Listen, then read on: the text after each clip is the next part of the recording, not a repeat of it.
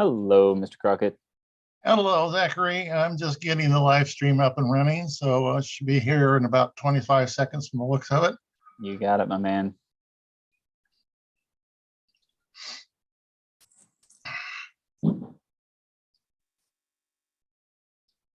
I do have a couple of corrections to the minutes, basically spelling. Sure, we can clean that up. I'm not sure about Sharon's name, how she spells it with 1 or 2 R's. But I do know that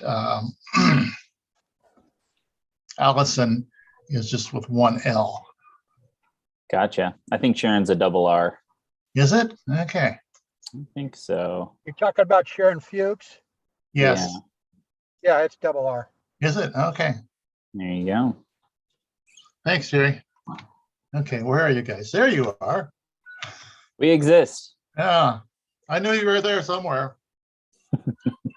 Hey, Zachary, Hey, Terry, what's up? while we're waiting, when we get to the agenda item on 64th and Sacramento or 64th and Brazil, I've got some new information.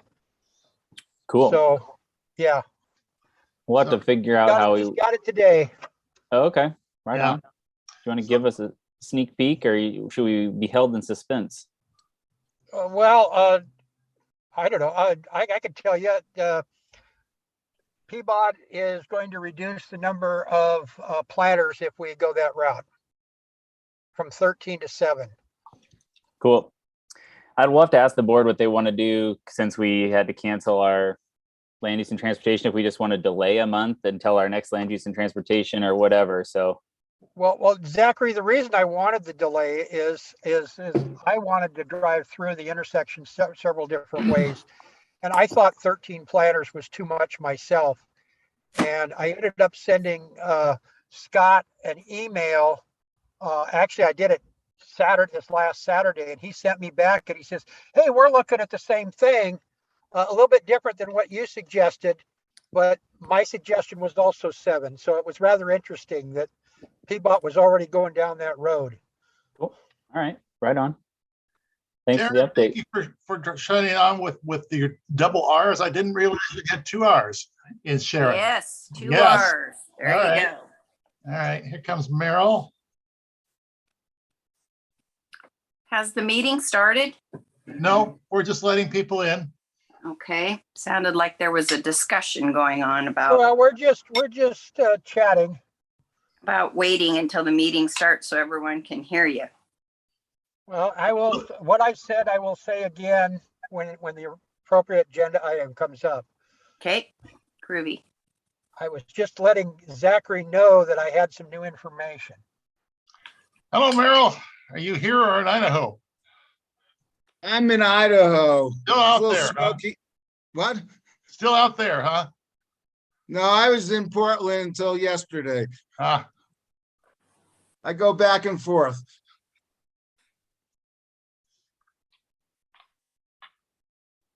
if you do that often, I hope you stay awake.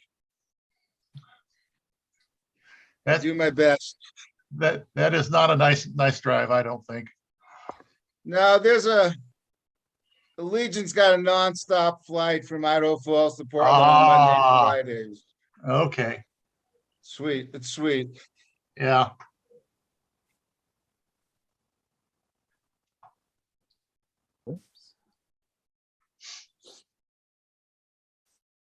Andrew, you Hey, Kelly. good to go on note taking, my friend? I'm doing my best already. Oh, it's all good. We Good haven't even attendees. officially started, so you're all good. Get the attendees here. Sorry about that. My wife had a rather loud sneeze. Good. All right. It's 7. Andrew, do we have a quorum? 1, 2, 3, 4, 5. 5, 6. My counting 6, is that right? 1, 2, 3, 4, 5. Yes, I get 6. So 6 out of 11. Well, 6 out of 10, because we're down to 10 now, are we not? No, we're not down to 10 yet, are we? Talia left last time. Didn't that bring us down to 10? No, I'm sorry. I'll let you. We've got 11 plus Nick. We've got 12. Okay, we got So 6. we're at 6 right now. Right. I think quorum is 50% plus 1. Am I right about that? I believe that's true. So Yeah. we are not there yet. Sanjeev told me he was going to be here. Nick said he's going to be here at least to start the meeting. So we'll just sit here and chat and hang out for a bit until if and when somebody gets here. Hello, Vicky. Hi, Could you give us a last name for our minutes, please? my last name is Rotstein, R-O-T, as in Tom, S as in Sam, T as in Tom, E-I-N. Thank you so much.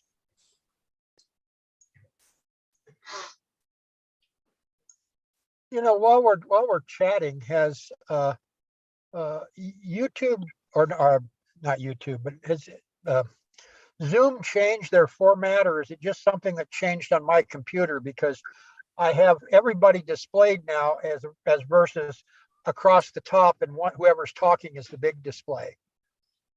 That's settings on your machine, so you can change Okay, that. okay. Well, I under- didn't change the settings. I don't know that I changed the settings. If I did, Okay, it was by but- accident. Terry, you can change it under That's view. fine. You can change it under view in the upper right-hand corner. Okay, so we've got. Hey Sanjeev. Well, it's okay this way. I just was wondering. Okay, All right. We're at quorum, And Nick. folks. Let's With rock and Nick. roll. Welcome. I'm going to put into the chat box the records for today's meeting. So if you click on that link, and please let me know if this doesn't work, you should see the agenda. You should see a couple documents. You should see the minutes from our last meeting and the budget proposal and the 2 Walker Award nominations. So if that's not allowing you to see that, let me know and we will problem solve a little bit. So my name is Zachary Lauritsen. I'm the vice chair of the Rose City Park Neighborhood Association, and it's nice to see everybody. Let's go ahead and do a quick zip around the room and just say who you are and your favorite vegetable. I'm Zachary, and it's definitely an avocado. I think that's a vegetable. Gosh, I'm kind of embarrassed to not know if it is or isn't. Terry, you're next, man. Isn't it? Okay, Terry Parker, a board member, a Land Use and Transportation Committee member, and rep to CNN for the Land Use Committee. I guess my favorite vegetable is corn. Marina, you're the next one in line on my. I'm Marina, and I'm sorry, just my name, and I was spacing out. favorite vegetables. Oh, really? That's it? You want? Yeah. There's not a vegetable that I don't like. Ooh, Yeah. impressive. Who you passing Yeah. to? Pardon? Who you passing to? Oh, I'm passing to Andrew. Hi, I'm introducing and carrots are my favorite vegetable. That's pretty good. Who's next?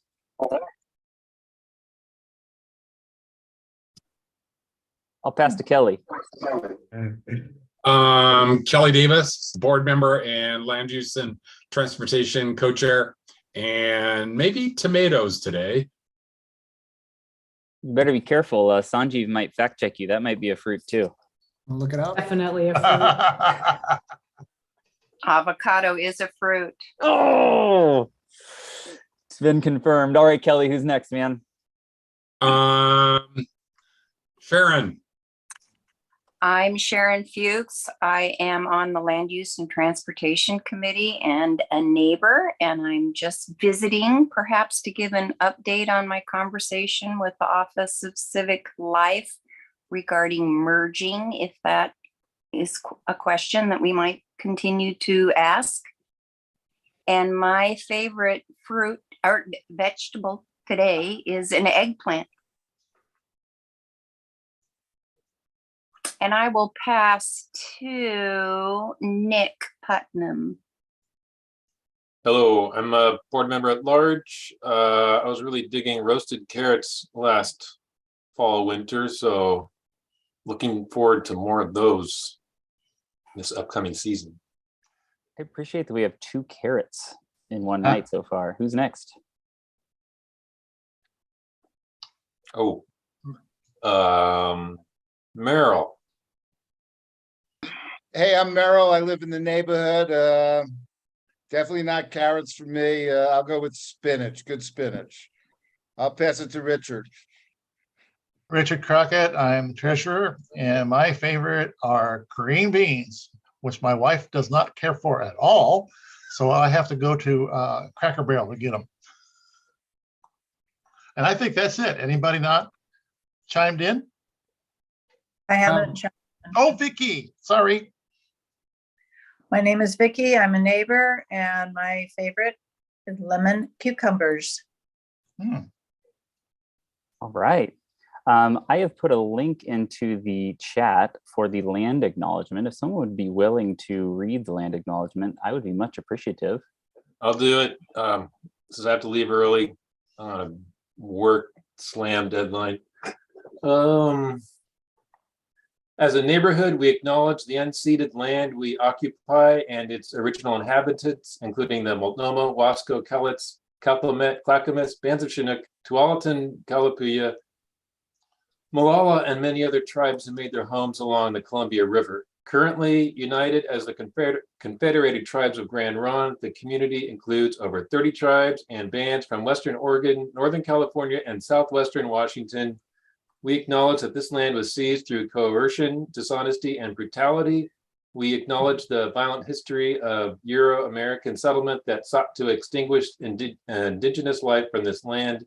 We recognize the enduring influence of that history on our region and the nearly 70,000 Native people descended from over 380 tribes living here today.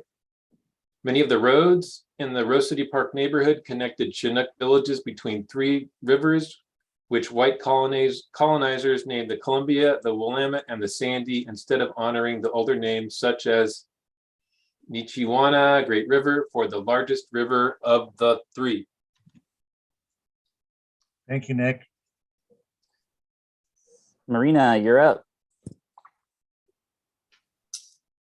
The neighborhood agreements. In June 2021, Rose City Park Neighborhood Association Board adopted the following neighborhood agreements based on community agreements from the Done for D.D. White Labor Collective and Agreement Principles, excuse me, from Historic Albina Advisory Board in June 2021 for all its activities, including but not limited to meetings, email, and publications. We will take collective and individual ownership. We will center and prioritize the most marginalized voices. We will assume the best intentions and we will bring our best intentions. We will use ouch and oops to identify harms and to swiftly apologize and reply. We will take space and make space. We will listen for understanding and remain respectfully engaged. We will deal with issues, not with people. We will be willing to experience discomfort in difficult conversations, and we will expect that difficult issues will not be fixed quickly, but will continue our work to support and engage our neighborhood and related communities. Awesome. Thank you, Marina. I appreciate that. And thank you, Nick. It looks like Holly, you're here. Would you like to introduce yourself? And tonight we're sharing our favorite vegetable, not fruit. I made a mistake, and so did Kelly. We went with fruit. Holly, I don't know if you can hear us, by the way. I know you might be traveling. You're muted though, Holly. There you go. There we go. Was having some technical difficulties. Let's see. Favorite vegetable, you said? Oh my goodness. I was going to say tomato. Was that a fruit or a vegetable? You and Kelly, join the fruit crew. All right. Well, it's good to have everybody here. So we are going to start by approving or making some adjustments to the minutes and then improving the minutes. Andrew, why don't you just take some notes if there's some adjustments, and then we'll have Ian clean them up and send them out. So are there any, anyone want to make some adjustments to the minutes, or do I have a motion? And if you need to see them, they're in the document, the link's right there. I have a couple. Allison is spelt with only one L. So that would need to be corrected. And Sanjeev was listed as a neighbor. Roy is actually a member of the board. All right, thank you. Other adjustments to the minutes? I was going to say the minutes are not in that documents, that Google Documents thing that you put in.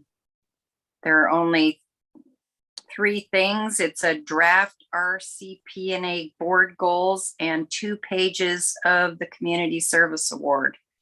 Let me try and send another link there because I'm Yes, looking at this right now and they are Yeah. in there. Does that do it right there? Try that one, Sharon. Now, if I touch that while I'm on a Zoom call, what happens? I don't know what happens. Let's It opens find a out. new tab on your browser. Oh, okay. Yeah, I just went to the website and did the Zoom link with the agenda, and that documents link in that agenda does not have the minutes in it. Gotcha. I'm going to guess that was a Michelle and Zachary snafu. So if you follow that link that's in the chat box right now, like Richard said, Okay. it'll pop up in a new tab and you should be able All to right. see the Okay. minutes. Great. While Sharon's doing that, any other adjustments, folks? Well, I keep pulling that up and I only get the agenda. Somewhere I had, Same thing. there it is. So Boy, I don't see my actual treasurer's report. I see the budget. So there were two things that I sorry, sent you, folks. Zachary. That is very disappointing because I was just looking at it. I do see a treasurer's report, July 2022. Something to do That's Brazil. over. Yeah. Oh, okay. Sorry. Let me see if I can't do a quick workaround. Someone tell a joke real quick. Well, that's dangerous territory. Yeah, no jokes. Oh, come on. Just go I on only the see web. 7 items. I have a Mormon joke, but I don't know if that's No. kosher. No. No, no jokes. No jokes. All right, let's try this one more time. I'm fairly certain this is I'm looking at it. Does You're that one on do the it, folks? website? Are you on the website? No, I'm in the Google Drive. Try that link, folks. See if it's all there. That works for me. I see 7 things, and like I said, my treasurer's report actual is not there. What The in the heck proposed is going budget on here? proposed budget up to August is, but the report itself is not. There's not much there to talk about it now. I'm gonna have you do that verbally. Are the minutes on there? I'm literally looking at them on my document, but maybe I'm missing something. Are the minutes? I'm Yes. able to access it. Yes, they're there. Through the Okay. website? No, I'm not through trying the- the episode. I'm just using the link that Zachary has provided. Over in the chat. Yeah, I'm just saying that if they're not on the website, then we have a bit of a problem here. Yep, they're probably. I don't know why they wouldn't be on the website because I put them in the folder that Michelle and I had for this meeting. I don't want us to get discombobulated by timing. So if we can see what's there right now, let's go ahead and move forward with them. So any other adjustments to the minutes? All right. Any motions? I move we accept the minutes with the changes that were already stated. I'll second. All in Richard favor? seconds. Okay. Aye. Aye. Aye. Anyone opposed? Any abstentions? All right. Thanks, folks. Richard, I am recognizing that what is in there maybe isn't up to date, but can you give us a verbal walkthrough of the treasurer's report? Well, every month it's just I say what's come in and what we've spent. And of course, I printed this and I don't know where it is right now off the top of my head. I think I can find it. It's June. July. Okay, I got to get Beth into the meeting here. Okay, so in July, we did some things for the concerts. We purchased new signs for the concerts. We paid for the concert talent, and we paid for the U-Haul for transportation. We had income from Pass the Hat and one book sale. So actually the income was $689.05, and the expense was $1,778.68. So we had a net loss of in the month of $1,089.63. And what is on the balance as of, no, that was July that I just read you. I am so sorry. Let's try that again. All right. July. I attended the Rose City Park Golf Course Community Day, and we sold 8 of our history books. Income was $160. We got interest from the bank of $1.37. So the total income for the month was $161.05, and there were no expenses. Quiet month. Questions for Richard? Yes, it is a quiet month. Okay. I'm recognizing we did not go over the agenda. So are there any additions or revisions to the agenda for this evening? I was going to give an update on my conversation at the Office of Civic and Community Life. If you'd like to hear that, I'm ready. That sounds great. Let's put that into the land use and transportation section. Does that sound right? Okay. Oh, wait, no. Oh, from the Office of Civic Life. I'm sorry. Let's put that into new business for sure. Okay. So Andrew, just as a note for the agenda, can you put, we're adding the Sharon's report from the Office of Civic Life?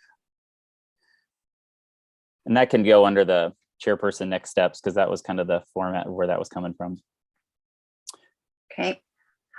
All right. Can we have a motion to approve the agenda then? Move to approve the agenda as amended. Second? Anyone? Second. From Kelly? All in favor? Aye. Aye. Any opposed? Any abstentions? All right, approved. Okay, so Dawn is not here this evening, and he is unable to go to the CNN meeting tomorrow. CNN is the Central Northeast Neighborhood Association. And Terry, we'll get to you here in a second. I know I'm jumping over, kind of a little frazzled, as you can see. And he is wondering if someone from our group would be willing to go tomorrow. It is virtual. It is from 7 to 8:30. And I can provide you the link and the agenda if there's interest. Is there anyone who would love to go to the CNN board meeting tomorrow evening from 7 to 8:30? It's not, I wouldn't love to, but I can cover that. Okay. Thank you, Richard. I will send you the information. Thank you. All right, Terry, update us on CNN Lutop. Okay, not a whole lot. It was mostly just reports from the various neighborhoods, but there was a couple of things that stood out. Phil Colombo from the Star was there, and the 33rd and Broadway building, there's kind of a hiccup there. They're looking for a new contractor, so it's kind of delayed. I think you know the aircraft building there. As far as the Roseway Theater, Roseway neighborhood has offered to try to help them find grants to rebuild. There's been no response from the owner. Now, both of those were actually reported in the Star, but that's where Phil got the information, was from the meeting. And then the only other thing I could say is that Cully has a new chair, rather nice gal that I don't remember her name, I apologize. And David Sweet has resigned from the board. So that's the update that I can give you, that anything that's really important for us, I think. I asked about 72nd Drive, and they are not sure when that's going to happen. Any questions for Terry? Thanks, Terry. Sorry, where were the delays? 33rd and what? Broadway. Broadway. 33rd and Broadway, the building there that's being restored. The old Gordon fireplace building. Oh, okay. Yeah. You know, all the windows are out of it now and whatnot, but the contractor apparently quit or something, and so they're looking for a new contractor. Terry, are they doing residential with that, commercial, office space? What's this plan? I think both residential on some of the upper floors and commercial on the lower floor. At least that's the plan. They also have to reinforce the building to make it earthquake. And so that's, Yeah. Okay. Thanks, Terry. And Terry, if you would just keep us apprised of the Roseway Theater. I don't know how much energy there is in this group or amongst the neighbors, but it is a nice community asset and maybe something that we could be a part of if anything comes that way. okay, I will do that. Yeah. All right, Allison folks. and I keep in touch, so Okay. I can do that. Great. Before we move on to planning the general meeting, I just want to make sure that folks, I put it in the chat. Can you all see the Walker Award nominations that are in the folder at the link that I provided? So Yes. if you all, okay, great. Thank you. All right, general meeting. It is October 25th. I was tasked with, so we decided, for those of you who weren't here, we decided to do it as kind of the Rose City Park election meeting. So our civil service here is to bring candidates together around some of the big issues on the ballot. That'll be, like a week and a half later. And so we decided to do that, and we decided to target the Hardesty's commission seat, the Vega Peterson Sharon Murin county chair seat, and the charter reform measure. And so I reached out, and this is what I've gotten back so far. Well, actually, I got a response from everybody. So Gonzalez is willing to come in person and speak. Hardesty's unable to that evening. So that's 1 out of 2. Both Vega Peterson and Murin are willing to come, and both Kafori. And then on the Charter Commission, I reached out to 2 groups. One is something called Common Sense Government PDX. And the speaker will be a gentleman named Stephen Kafori. That would be in opposition to charter reform. And in support, kind of the big pack that's doing that is Portland United for Change. And the speaker for that will be Sol Mora. Both of them are willing to come. So the only place we kind of struck out was on the Gonzalez Hardesty, and we'll have to decide what we want to do on that front. And then it was brought to my attention, and I think yours, Richard, as well. You might have gotten this email that said, should we try and reach out to the governor's race and see if there's a representative for the governor's race that would be willing to come speak as well? So that's my report of where we're at. We got a pretty good response, and then we need to do put some energy into what that evening might look for. So I'll kind of open up the floor for conversation. Terry.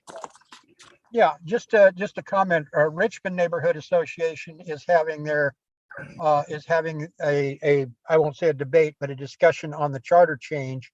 And there's a member of the Charter Commission that's going to be on the pro side, and Vidam, that was resigned from the Charter Commission, is going to be on the no side. So just as backup people, I said. And then also, as far as Hardesty is concerned, can she send a rep?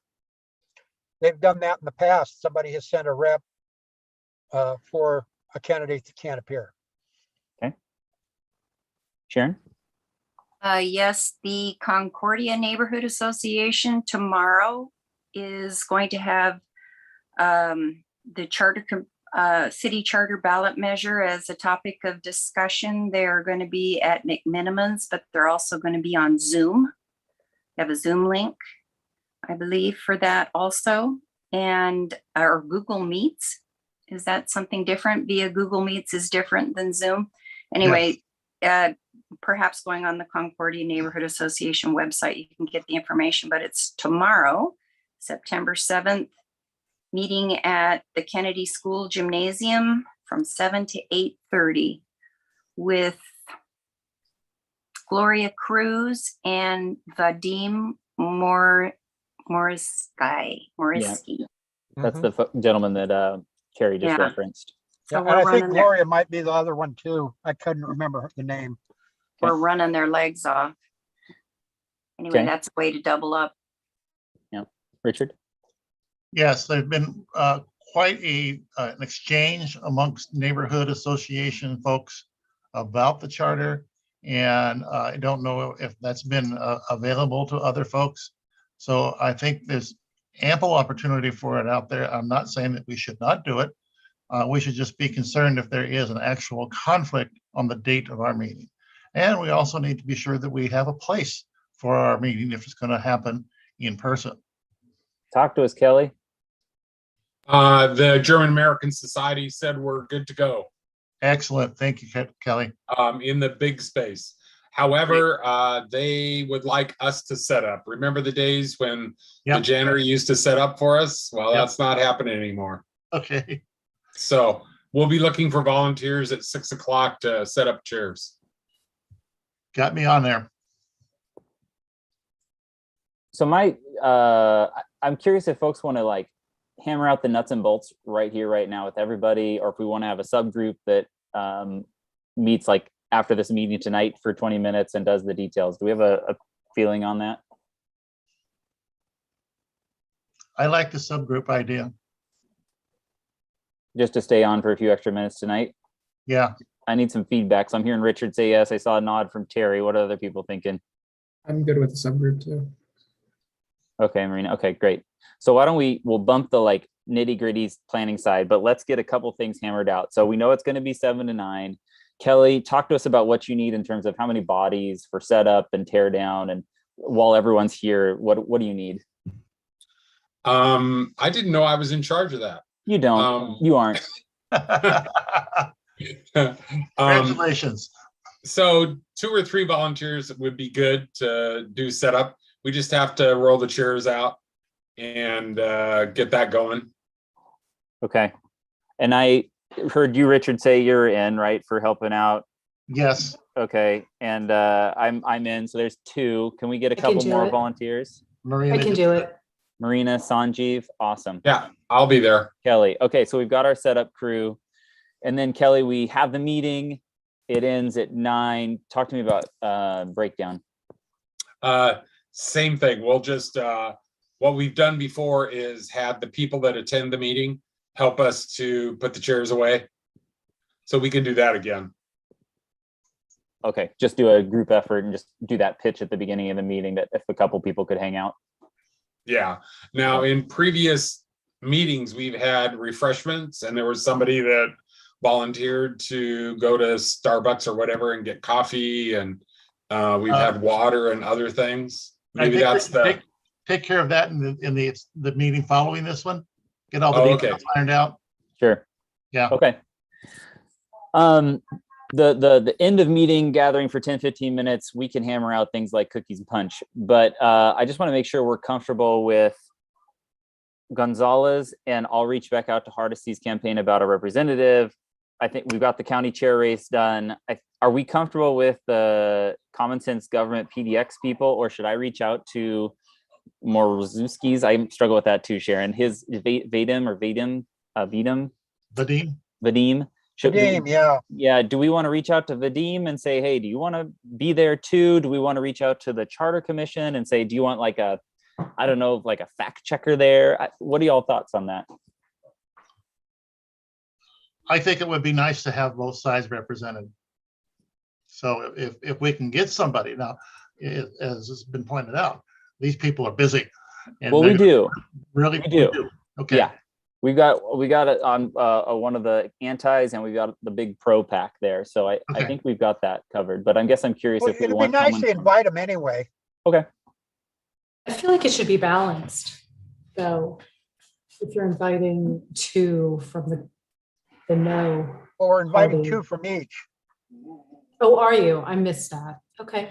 So if we added a Charter Commission person, that would be on the pro side, and if we invited Vadim, then that would be someone on the antis. That'd be 2 and 2.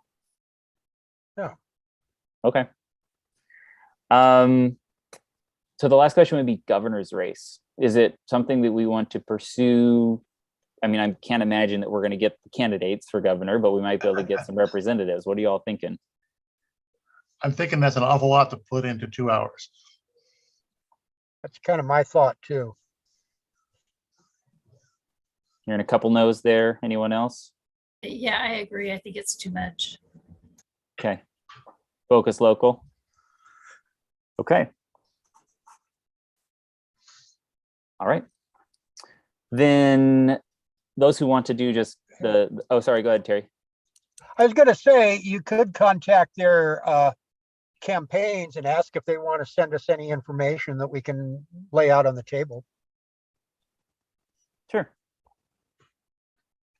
Happy to do that. All right. Okay, so we're gonna table that for now. We'll work on that at the end of the meeting. The next item on the agenda is the Walker Awards. The reason we need to make sure we get that today is because we want to, if we decide to approve and award the Walker Awards, we want to invite the folks who are the recipients to our general meeting so that they can receive it in public. We can sing their praises and do that in front of our neighbors. So can you walk us through, Kelly, the history of the Walker Awards? And then while Kelly's doing that, I suggest you jump into that link and look at the 2 nominations of the Walker Awards, and then we'll discuss them individually and make a decision on yay or nay on those. Okay, George Walker was essentially the chairman of the Rose City Park Neighborhood Association for 100 years.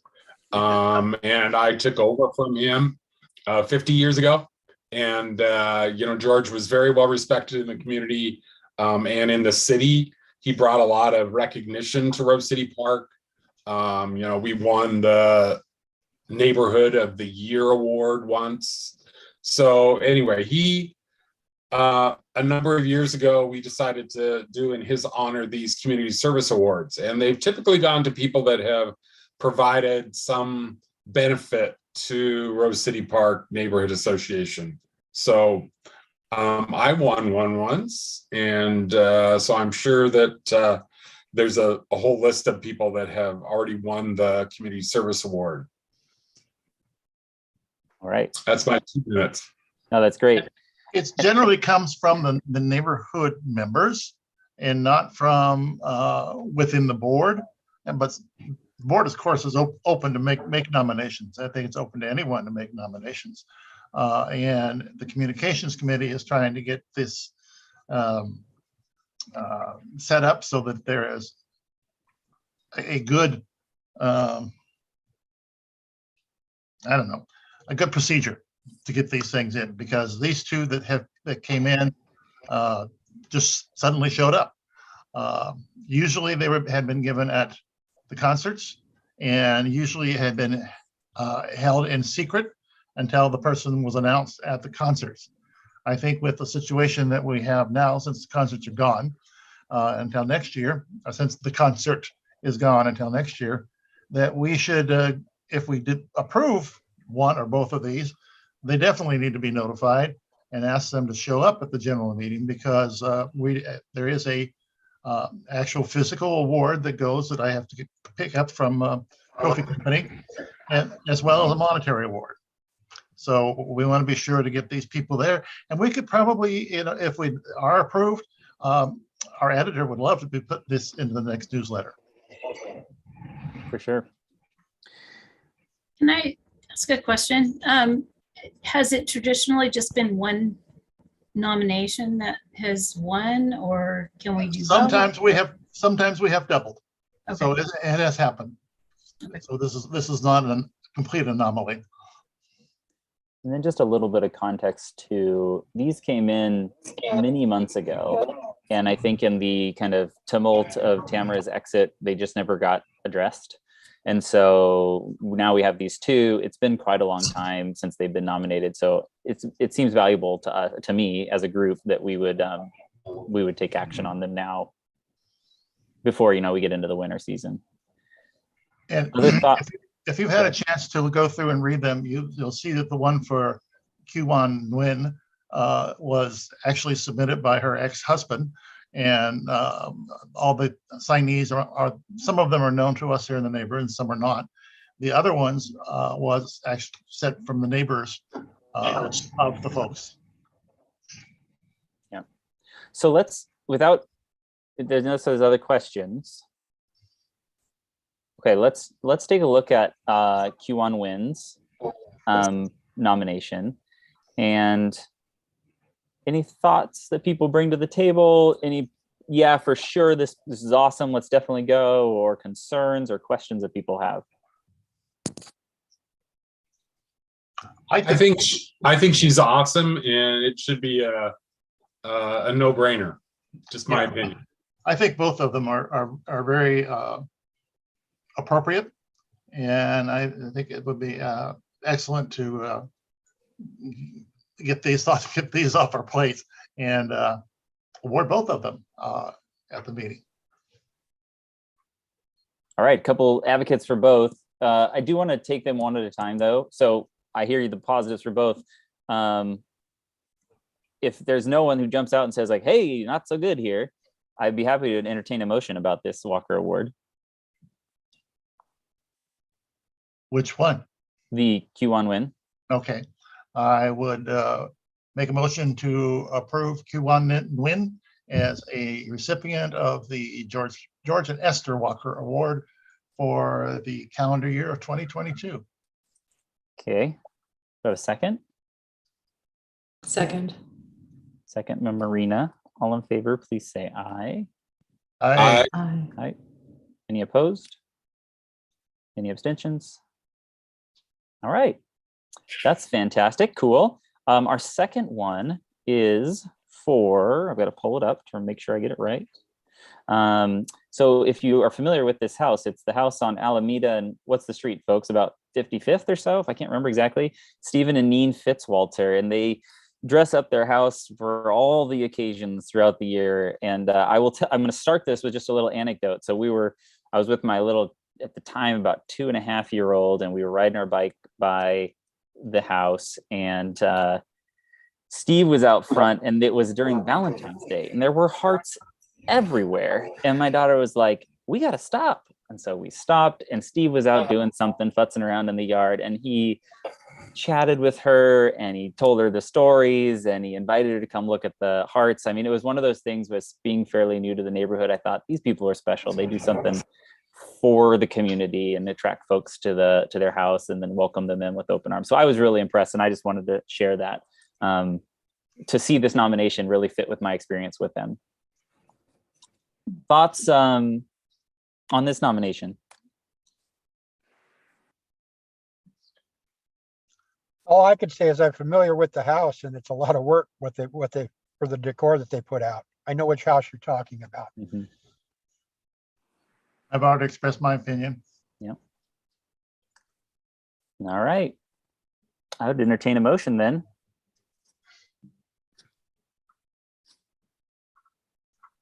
So I move that we award Steve and Neen Fitzwalter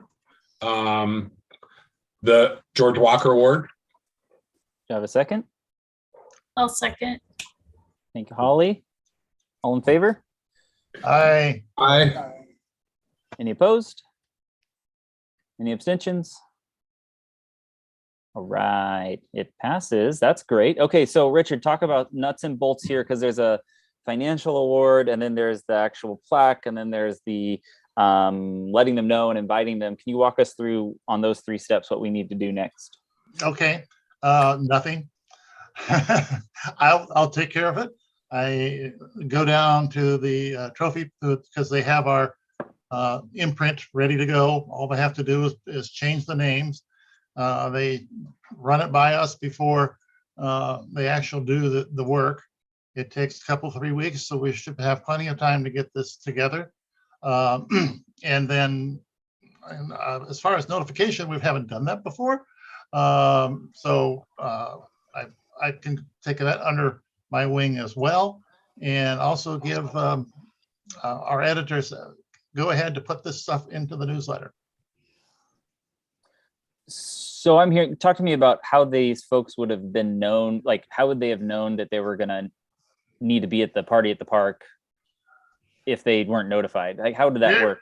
Various and sundry things. Some of them I wasn't really privy to. I just know that somebody was taking care of being sure that they showed up. You know, there were some people that Terry looks like he might have some input on that. No, I Okay. just had a question. I just had a question as far as putting them in the newsletter. I think it would be very nice to advise them first and ask them, is that okay to put your name in the newsletter? Okay. Sure. All right. Hopefully I can get a hold of them before the deadline, which is on the 11th.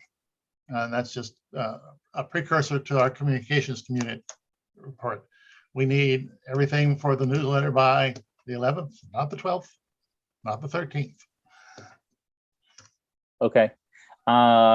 Kelly, your thoughts on what the presentation actually looks like? Like, what are your thoughts on how we roll that out? Who says what to whom on the general meeting night, assuming they can make it? Well, I assume that whoever chairs the meeting would introduce the Walker Awards and give a synopsis of why these people were nominated, maybe not read the whole thing, and then call them up and give them the award. Has there ever been a history of the nominators doing that, or has it always been the neighborhood association? It's always been the chairman in my memory. Okay. Agreed. Great. If we have a chairman. Well, we have. That's the next agenda item. Heyo. Okay. So just to be clear, Richard, you're going to work on the plaques. You're going to work on the financial award. And you want to do the outreach? I'm happy to do the outreach to the families if you want me to. If it's more appropriate coming from me, I don't know. What do you preference? Yeah, it'll probably be more appropriate coming from you. Okay, I'll do that outreach side of things and see if they can make it to these events. And if I appreciate your thought there, Terry, about the publicity. So I'll ask them about that. By the 11th. Got it. I'll work on it tomorrow. Okay, thanks, folks. So our next agenda item is chairperson next steps. So those of you who are not aware, I think you all are aware, Tamara has resigned. I'm serving kind of in the interim role, and we have not had anyone step forward to say, I want to be chair. So we're just plugging right along, doing our thing, but it'd be nice to resolve this. Sharon, you were going to reach out to the city. And so what did you find? Did reach out to the city right after the last board meeting, and I had a hour-and-a-half Zoom meeting with a woman by the name of Leah Fisher from the Office of Civic and Community Life. She was the one who seemed interested in the question that I posed, which was, if neighborhood associations wanted to merge, what was the process to do that? And that was what I was tasked for. If it could be done, and what would be the process. So I had a long meeting with her, and long story short is it would be complicated to do it. There is no pathway to merge that is set within the current ONI standards. And I don't know if any neighborhood association has even considered doing this, but there is no pathway. That doesn't mean it can't be done. And she just kind of free thought that would be, you would first get a meeting together and see if there were neighborhood associations that wanted to do that. She asked why, and I said, well, it's to pool resources. You have people, world has changed, people are busy, young people, families, this, that. It's a lot of redundancy and things that are being done. And example is this Zoom meeting on the charter. Concordia is doing it, another neighborhood association is doing it. We're considering doing it. I mean, if you could pool your resources. So I posed that to her. She said it is not impossible. She would be willing to have an informal meeting, so you didn't have to have a quorum, but if it was something that you wanted to do, she'd be willing to have an informal meeting with you so you could run through this process and idea with her. We talked about what the voices were of the neighborhood associations, and I was kind of surprised. She said that the neighborhood associations do not represent the neighborhoods. They are a voice within neighborhoods. And so if you did merge, you would have a greater voice, but it's not that you presume that you're speaking for the entire neighborhood. She then said, you may just want to informally merge. So you could still leave all your documents, because it was quite a process to set up the neighborhood associations to begin with, not to mention that you are a nonprofit. You are associated with the 501c3 for financial reasons with the coalition, but you are also a state recognized nonprofit. So to dissolve all of your documents and then to merge with other groups, you would have to go through that process, which maybe nobody wants to do, and maybe not in the best interest. It may be best to leave the system in place, but to informally merge and pool your resources, with like-minded neighborhood associations. And I had just thrown out Hollywood, Rose City Park, and Roseway, since you had Sandy Boulevard as such a common interest. And I'm sure there'll be others, bike routes and safe routes to schools and this and that, and 20-minute walking neighborhoods and all the things that kind of bind us together. And so anyway, that was the gist. It's complicated. You may not want to formally merge. You may want to informally merge. She's willing to have a meeting with anybody. It could be an informal meeting, so you don't have to have a quorum. You'd need to reach out to Hollywood or to Roseway or anyone else that you wanted to do this informally with, and of course test the waters with them, and then maybe have an informal meeting with her. Of interest, we talked for about an hour and a half, so it was kind of a wide-ranging meeting. She did have a chance to look at the documents that you have filed with Corporation Commission, and when she mentioned that there were two nonprofits, the 501c3 with CNN, but also you as a separate nonprofit, your articles of incorporation are not sufficient for perhaps what you may be developing for what your mission is and what you'd like to do as a neighborhood association. What is currently written and filed with the neighborhood or with the Corporation Commission is all you can do. And that is basically educational purposes. So you might want to take a look at that. And as you review your bylaws and your mission statements, and I don't know, I forget what the names of your other documents are. You want to go back to your articles of incorporation for the Rose City Park Neighborhood Association and see what they lay out as to what you can and cannot do.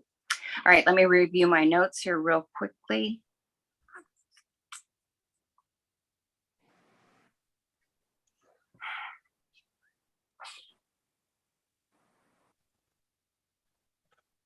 Oh, she did say if you did have an informal partnership with other neighborhood associations, you could consider joint board meetings, joint statements, and to make sure to get a memorandum of understanding between the neighborhood associations about your joint relationship.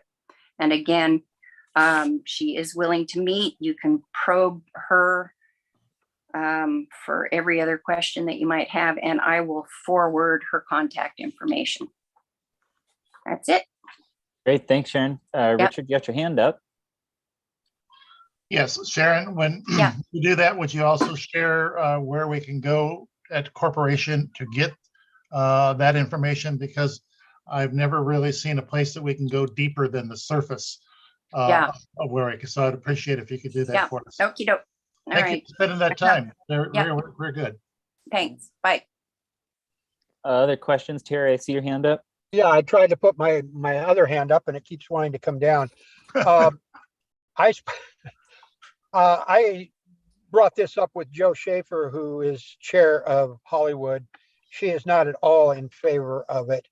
And she said that it's really different in her neighborhood because it's mostly business and less residential.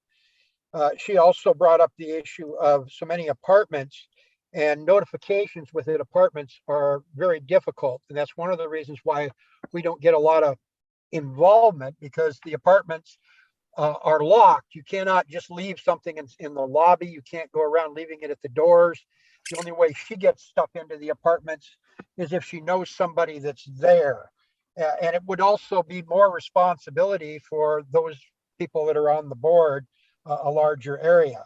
I also talked to a couple of other people, and it's the feeling that combining neighborhood associations is playing right into the hands of civic life that wants to replace the neighborhood associations with race-based organizations.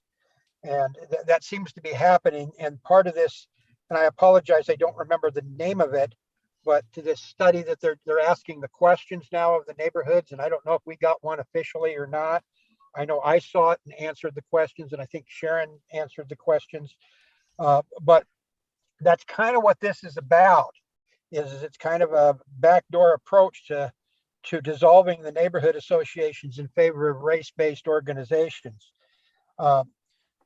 Terry, and also, Terry, real quick, I'm gonna interrupt you there. My last comment is that CNN is kind of the umbrella that all the neighborhood associations, at least in the Northeast, would go to. In other words, the coalitions are supposed to be the umbrellas. So anyway, this is a little bit of research that I did asking different people, wanted to bring it out.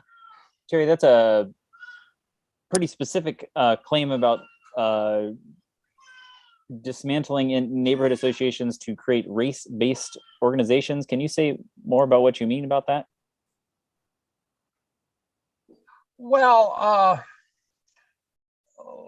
replacing neighborhoods with groups like the Albina Vision group or something like that. I'm not quite sure, but it's a feeling of a lot of people that are involved with the neighborhood associations. And quite frankly, I'm on a Google group that has some fairly prominent people involved with it. And I don't want to throw out a bunch of names, but that's sort of the feeling. And this Google group was formed when Chloe Udaley was trying to get rid of the neighborhood association. So it's all about neighborhood associations. We've had quite a discussion about this survey that they're sending out to the various neighborhood associations. And I said, I don't know whether we've got one or not as a neighborhood association. I asked for one, did get one, and sent one back as an individual.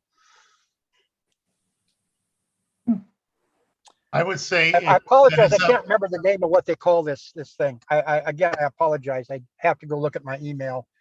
Terry, as somebody who receives the info at RCPNA emails, I would say we have not received that particular survey. Yeah. It's called civic. I don't think we have. It's called civic engagement, and I did talk with Leah about this, Leah Fisher, about this briefly, because I told her I didn't think that it had come into this neighborhood association directly. And she said it's in its very preliminary stages. And I said, yes, but it's online and you can take a survey. And if you don't get in on surveys early and the process early, sometimes things are predetermined and you can't make any changes to it after the fact. And so rather than using the term race-based, I would say interest-specific. And so to leave it at that, they're interest-specific groups. And, this had been started a while back. But it also kind of plays into the idea that what she said to me is the neighborhood association does not speak for the neighborhood. It is a voice, one of the voices of the neighborhood. And so that's why in talking about whether it's a formal or informal merger, what you're doing is you're adding voices together as a group. And this is something that does not come out of CNN, where you actually sit down, really blaze through a topic, think about it, work it out, and provide a joint document from CNN. I've never seen one from CNN that has come together where groups and people of like mind formulate a document and send it to the city or whoever it is you want to have it. There's strength in numbers. So it's just what I'm just proposing or exploring is the idea, even if it's just informally, is to gather voices. And I also said to her, excuse me for a second, that she said everything's about equity and inclusion, diversity and inclusion. And I said, well, this has come up, and some of the things that you read, the land use or the land statement, and things that have happened within the diversity community that have happened within the neighborhood association, is the prior chairperson had asked the city to directly help us bring in more people, bring in more voices to do that, and to get help so that we could have a greater base. Our borders do, even though we have defined borders, that doesn't mean the people within our borders are with us. We're basically a group of concerned citizens. You know that we're the ones that are here. We're just a small group of people. And so I asked her if the city could do outreach to help us expand our base, our voice base. So anyway, that's that. Susan, I see your hand up there. Yeah, in discussing the Office of Civic Life, I had just read something in the most recent Hollywood Star that talks about creating a profile of the neighborhood and mapping of the neighborhood. And it does give instructions on how to submit material at portland.gov, et cetera. And I'd be glad to send that link if you want to communicate that to other people. They're asking for information by September 9th. Okay. So thank you for sharing. I want to make sure we're not deviating too far from the chairperson conversation, but Terry, go ahead. If it's chairperson specific. Profile of the neighborhood was what I was trying to think of when I said that. But also when Sharon said about getting the surveys in, these surveys are going to PSU to do some sort of a study, so it is rather important. And then secondly, Sharon has told me this, that the neighborhoods don't represent, or the organizations don't represent the neighborhoods. Well, that raises the question, do these special interest groups represent their communities, or are they on the same level as the neighborhood associations? I don't know. All right. So where does that leave us, my friends?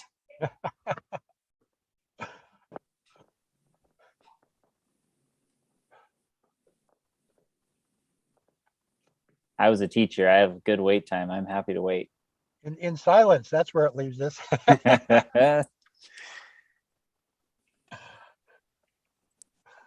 I just put I'm sorry, I just put the civic engagement thing in the chat box. Thank you. Thanks, Sharon. Susan, is your hand still up, or is that? Oh, sorry, no, it's not. Okay. Put it down. So Zachary, is it true that you're willing to serve as interim chairman until we have another option? Not forever. Not until you die?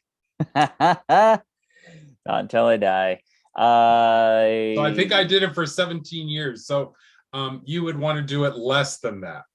Yes, I would. The thing is, for me, is I am not particularly interested in serving as an interim forever. Like, just having the tag of interim forever is just not interested. So either I've got to convince my wife on the home front, or I'm going to need to not do this anymore. It's one of the two, but it's not this middle kind of ground gray area forever. That's just kind of honest about where I am. Yeah. Sharon. Might I suggest that you have an informal conversation with Leah Fisher and just probe this? And people are tired. It's a lot of work doing this. Zach, if you didn't want to become chair, I nominate Kelly to resume the chairmanship if he'd like to do it. And if he doesn't want to do it because he's done it for 17 years, I nominate Terry. And that will make him get a smartphone and get internet at his house. But, it's a lot of work. I understand why people don't want to do it. Is there a way to pool resources? That's my question. And I just ask that maybe someone talk to Leah Fisher and see what you think. Zach. Yeah. I don't think we have an October meeting because we have a general membership meeting. So that kind of puts you off the hook. And secondly, at our business or at our general membership meetings, particularly if they're in person, we can have a master of ceremonies, and it doesn't have to be you. If you wanted to delegate that out to somebody, or somebody was willing to do it at the meeting, it doesn't have to be yourself. Yeah, it's not just, and I appreciate that. Thank you, Terry. It's not chairing the meetings that's really particularly onerous. I've chaired plenty of meetings in my life, and it's nice to see you all. I like to be here. It's kind of like the background emails and documents, and you saw me fiddling with the documents, and it just, some months it's totally fine. It's not a burden. Some months with work and kids, it's just a little too much. And so that's kind of where the negotiation is coming in with my wife. My dog scratching her cone, who was bitten by a raccoon a week ago. Holly, I see your hand. No, hi. I've had that happen before. I guess, I wasn't at the last meeting, so I'm probably playing a little bit of catch up. I guess I'm a little concerned about talking about merging with another neighborhood association without first exploring ways to enhance our neighborhood association. And how do we bring in more participants, maybe from the apartments or other ways that, we can get a more maybe diverse group of people who are interested in serving on the board or even participating in the meetings. And so I was a little taken back by, I guess part of this conversation. And also, Zachary, I won't put too much pressure on you, but what I think I heard you saying is that you're not interested in being in an interim role, but if there may be an opportunity to be in a more permanent role where you knew what that role looked like, that perhaps you might consider it. And I'm hoping that might be the case, but I'll leave that up to you to speak to. But I really don't feel like we've explored enough options yet to bringing in others from the neighborhood who might be interested. And I'd really like to spend more time doing that before we say we're going to merge with or even collaborate with other neighborhood associations. So that's just how I'm feeling about it right at the moment. Thank you, Holly. Marina? I feel like Holly was reading my mind, so she got to a lot of what I wanted to say. But I know at the potluck last week, we talked about who we are, why we are, and also we had addressed, or we had just touched on the numbers of people in this neighborhood and how do we reach out to more people, which is what Holly was saying. And then also Nick just dropped in the chat, have we ever solicited or handed out information about the association at the farmers markets? I don't know if it would be a booth at the farmers market or perhaps a canvas of some sort, just to inform more people, to get them out. I know there are challenges with that. I know there are limitations with that, with apartments, and all of that has been addressed. But I think I would also like to, it makes sense to me in my limited experience living here to not merge with larger groups just yet. I also wanted to ask, just trying to remember a question. I had a comment and a question. Zachary, are you looking for a co-chair, like a permanent seat and a permanent co-chair? Is that done? I don't know how this has been run before. I don't have a really great answer for that. I think a lot of it is also perception. I'm just really busy, and my wife doesn't want me to do more. So, there's just that reality of the perception of it being more once I'm in that role. So it's the difference between just showing up to a meeting and being a participant and stepping in as a chair when the chair is out versus making sure I have to be there each month, that kind of thing. So maybe a co-chair is the solution there. That might be the way to do it. Takes a little bit of the pressure off. Yeah. Andrew? Yes, maybe part of the problem is that there is no chair, and you are chair and vice chair, right? And so maybe we can propose kind of a chair and vice chair, whatever nomination, and then that vice chair could then do, if you become chair, then vice chair could do a lot of those background duties that you find overwhelming, perhaps. Yeah, I appreciate that. I think too, I am looking at this conversation from a slightly kind of stepping back lens, which is, it's been a number of years of low membership. Maybe that's just COVID. Maybe it's not. Is this going to be a battle that is fought every year when we're trying to cultivate new members? And kind of going back to what Marina and Holly were saying is, if we want to be viable, we need to do a better job of doing outreach to our neighbors and really enhancing the value proposition to why do you want to be in the neighborhood association? Why do you want to show up? What do you get back from it? What do you feel like you're giving to your community? And if we enhance the value proposition, I think people will come. That's kind of where my mind goes in this whole conversation. We have to make people feel like they want to be here, that it's a welcoming place, that people have fun at, enjoy. If we're not doing those things, then we're going to fight this battle every cycle. And on that note, at the picnic last week, I thought some people threw out some wonderful ideas, and just honestly having a picnic together made it a heck of a lot more fun. You know what I mean? So I think recognizing that and doing some things that bring us together and give meaning and value to serving, that'll help.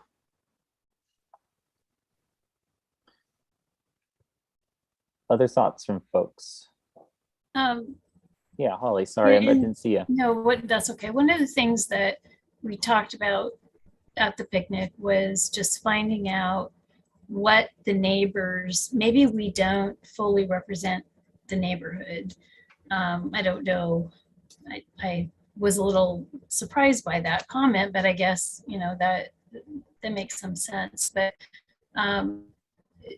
finding out, ways to find out what do they want from us. Is their expectation? What do they feel that they should be able to come to us with?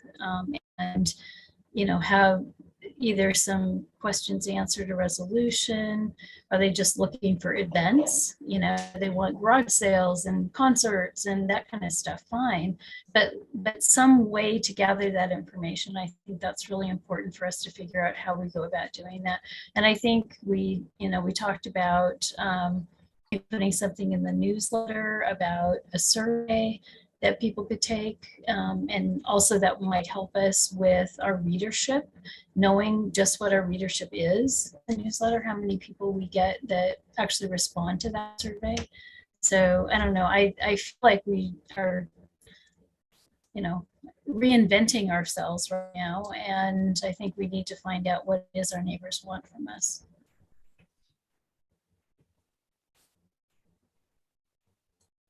All right. Andrew and Marina, your hands are both up, but I think that's from your previous upping, unless you were ready to say something else. No, okay. So we have 5 more minutes allocated to this, and kind of an honoring time. Let's maybe go to the next step, which is, what are we going to do about this in the next month or two? Why don't you bring it up at our general membership meeting? What would that look like? Just basically saying we're looking for a chair and we're looking for more people to be interested in the board, or maybe a co-chair, and just see what kind of a response you get. Quite frankly, I miss the in-person meetings. I'm getting awful tired of meeting on Zoom, and look forward to the in-person meetings where you can actually have a conversation with an individual, while the meeting's going on or whatever. So and that may make a difference as far as getting people on the board. I know I can't think of his name right now, but the one gentleman that lives right near St. Rose that went off the board because he didn't want to come to Zoom meetings. Kelly, who can you remember his name? Are you talking about Ed Gorman? No, I'm not talking about Ed. I'm talking about, oh God, I can't think of his name. I apologize. He's got an Asian wife. He's from New York. He came off the board because his he felt like he got a something on his computer, a virus, because he was on Zoom. Oh yeah, yeah. I Yeah. don't remember his name either. It has been Sorry. a while. Yeah. Yeah, but I know who you're talking of as well. Yeah, yeah. Well, I mean, if he shows up at the meeting, we could invite him back to the board. But he wants to have in-person meetings, and I'd like to go back to in-person meetings too, to be honest with you. So I'm hearing a few things. One, I'm hearing we just spread the word at the general meeting. Another is we could set up just a little suggestion box at the general meeting that says, what do you want from your neighborhood association? We could give people some options and then a fill in the blank and gather some info there. I'm hearing from Holly, we could do a little survey probably pretty easily, just with a little link that people come to our website and give us a shout about what they're looking for from the neighborhood association. That might allow us to make some adjustments to what we do with our time to make ourselves more appealing and really to serve more effectively. Any other options or ideas? Richard, I see your hand up. Yes, at the communications meeting, I brought up this survey idea and was pretty much shot down as far as putting it in the newsletter, except saying, go to the website. And we actually have something on the website to have people respond there. I'm still a little concerned about that because not everybody has that internet access or is really comfortable about doing something online.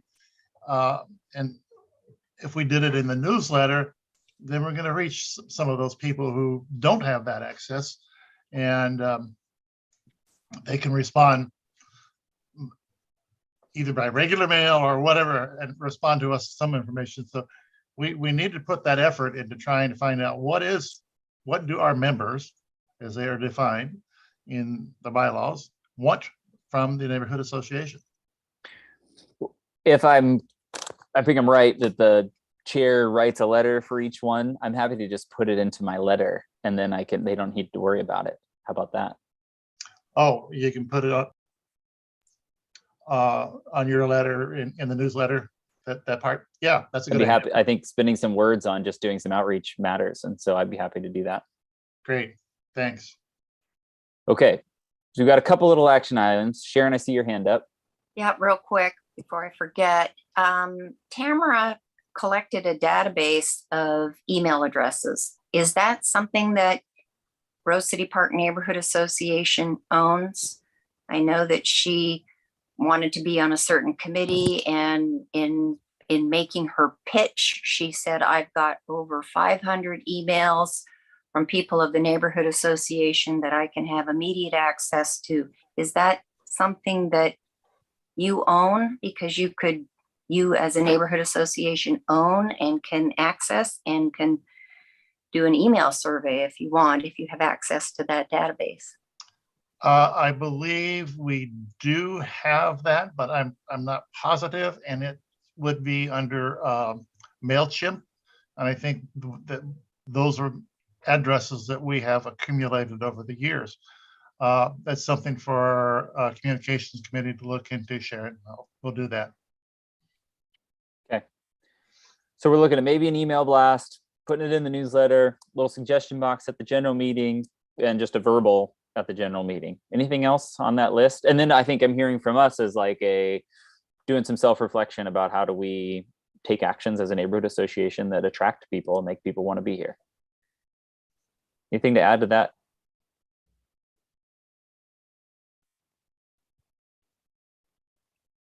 All right. We will do those things.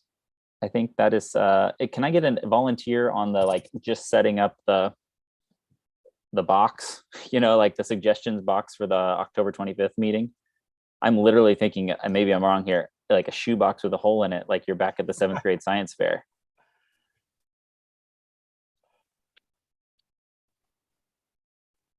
Marina, you willing? You We can just work. need a box. Yeah, why don't you and I work on what that looks like? I mean, a little sign in a box and it And says, your kids can decorate it. ooh, I like it. That's good. There It'll you be go. ugly. Rainbow colors like your popsicle at the. That's right, exactly. Okay, Marina, you and I will work on that and get that in, and I'll put that into my little letter, and we'll take some actions there. Okay. Next up is 64th and Brazil. We had talked at our last meeting about recommending that the candlesticks be replaced with planters that can have some plants that are maintained by the neighborhood. We had passed that, and we were going to say to PBOT, hey, this is what we want. We want these to be planters that we'll take care of. We were going to take that to the Land Use and Transportation Committee to have a discussion around, do we want to recommend to PBOT a slightly different configuration or a different just look to the space. Land Use and Transportation Committee, as I'm sorry to take you out on this one, Kelly, to steal your thunder, did not happen this last month because we did not have a chairperson. And so we didn't talk about it. So that's where we are now. I also received correspondence, some concern from Merrill that maybe we did not adhere to our bylaws in terms of letting the neighbors know, neighbor notification around the vote around changing the candlesticks to concrete planters. And Merrill, I'm happy to give you the floor if you want to explain more about your concern. Yes, that sound good? I'd love to talk about it. Okay. You know, I really should have brought it up at the last meeting, but I was still post-COVID. You know, as you know, I'm not at 64th in Brazil. I'm at 62nd in Sacramento, but the situation at 64th in Brazil is a unnecessary visual nightmare. You know, I don't know if anybody on the board lives close to that. Section 10 says the board shall be responsible. And I'm going to omit something. It says responsible for all business coming before the neighbor association. But then it says the board shall be responsible for assuring. And, you know, that's a very powerful word, assuring, that members are informed of business that affects them through reasonable means of notification. So I'm going to assert that the board failed to notify the people at 46th in Brazil that there was going to be a vote at the August meeting, because this certainly is something that affects them. This affects their enjoyment of their property. You know, every morning they have to get up, and rather than looking out over the golf course into Mount Hood, they're looking at candlesticks. They're potentially looking at planters. They're looking at bollards. So their enjoyment of their property is really affected. Their property values are really affected too. So, you know, the board didn't ensure that these people were notified that the vote was going to happen at the August meeting. I think the appropriate thing for the board to do is to rescind that vote and then to comply with the bylaws and have a revote at the October meeting. All right, thanks for sharing your concerns there, Merrill. Tara, I see your hand up. Yeah, well, Merrill, we didn't take a vote because I had asked for a addendum to the meeting that it go to the Land Use and Transportation Committee before it, and then come back to the board. But I also have some new information, and this is the reason why I did that, because I personally wanted to take a look at that, and I personally felt like 13 planters were just too many.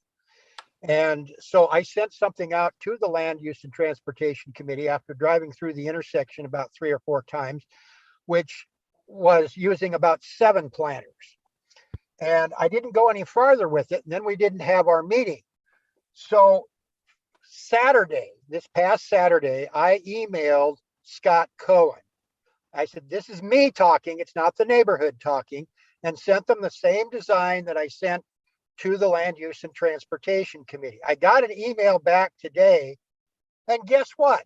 PBOT's looking at the same thing, reducing the number of planters down to, believe it or not, 7. A little bit different design than what I have. And what Scott told me is he's waiting approval for the transportation engineers to approve the new design. So I guess So, apparently CDOT had some of the same thoughts that I had, but that was the reason I put the motion out, because I wanted to say, hey, 13 so planners. Terry, Yes. just to update you, I did tell Scott Cohen, I sent him a drawing that Okay. showed potentially a lemming in a few of the bollards.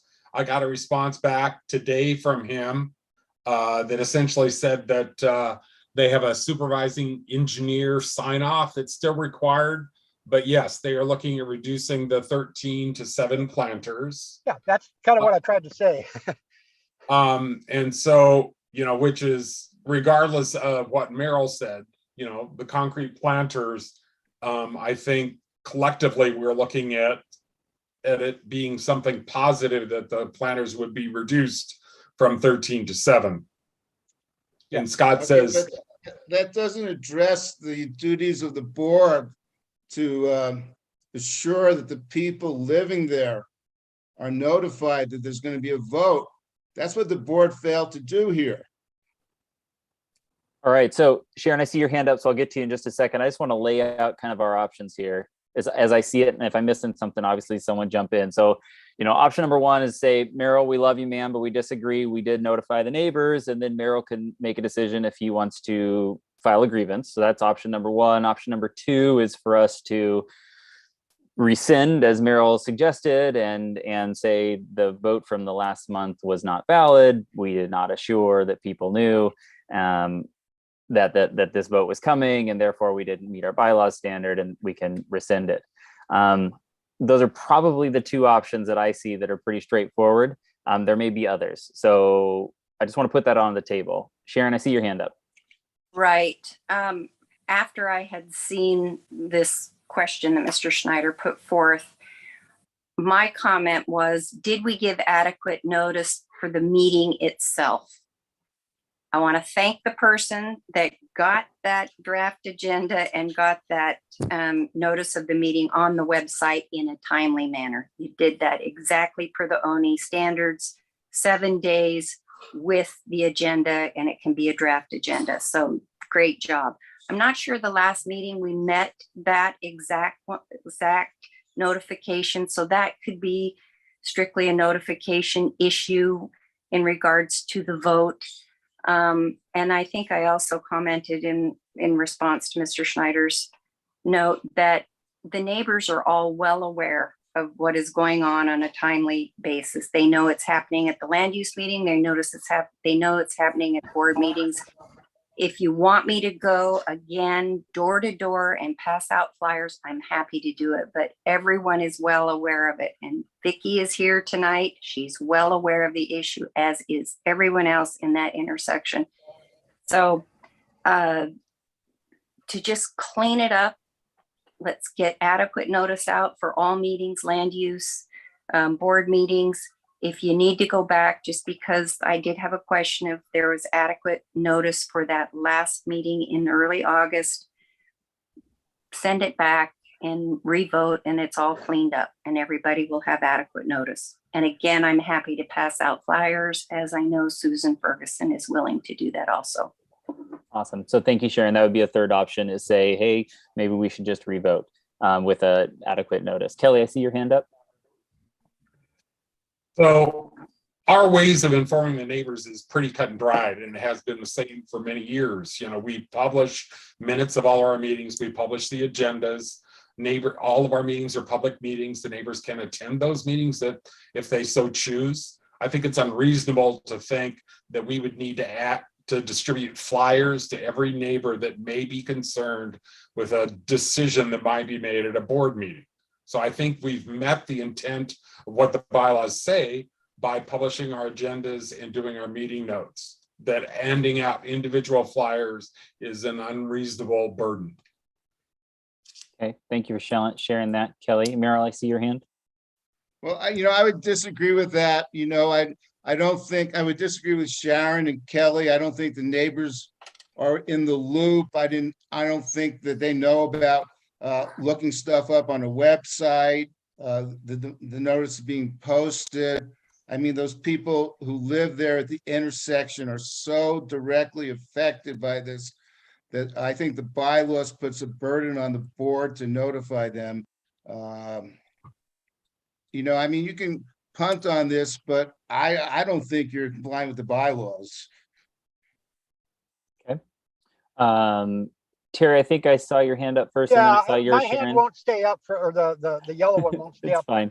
I consider the vote that we took at this point null and void, because the amendment to that vote was that it has to go through the Land Use and Transportation Committee and discuss it and come back to the board. Since we didn't have a meeting, then that vote is still in limbo until the Transportation and Land Use Committee can discuss it based on the amendment to the motion for the vote. Okay, Sharon, I saw your hand up. Again, I'm happy, Mr. Schneider, to go door to door. Within a 3 to even 500-foot radius of that intersection and pass out flyers. I've done it many times on other issues in other areas of the neighborhood. I'm glad to do it. Susan Ferguson will help me. I know she will. We could probably recruit others if we needed to do it.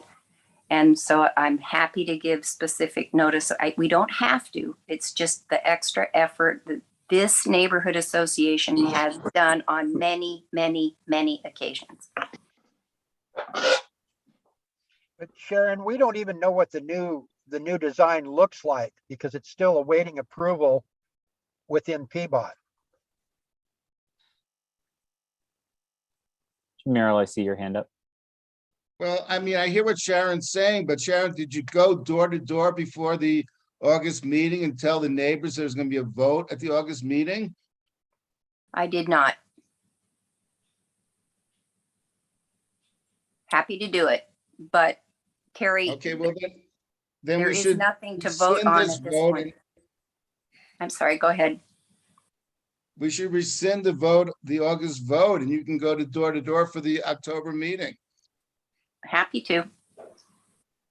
All right. So I think this is a judgment call. Honestly, when you read when you read this on the bylaws, you have to decide, do you think that we gave notice to the neighbors, you know, between Sharon and Ben, I think, was your comrade at arms the first time, handing out surveys, and we've had this on the, I mean, this has been on the agenda for 6 months.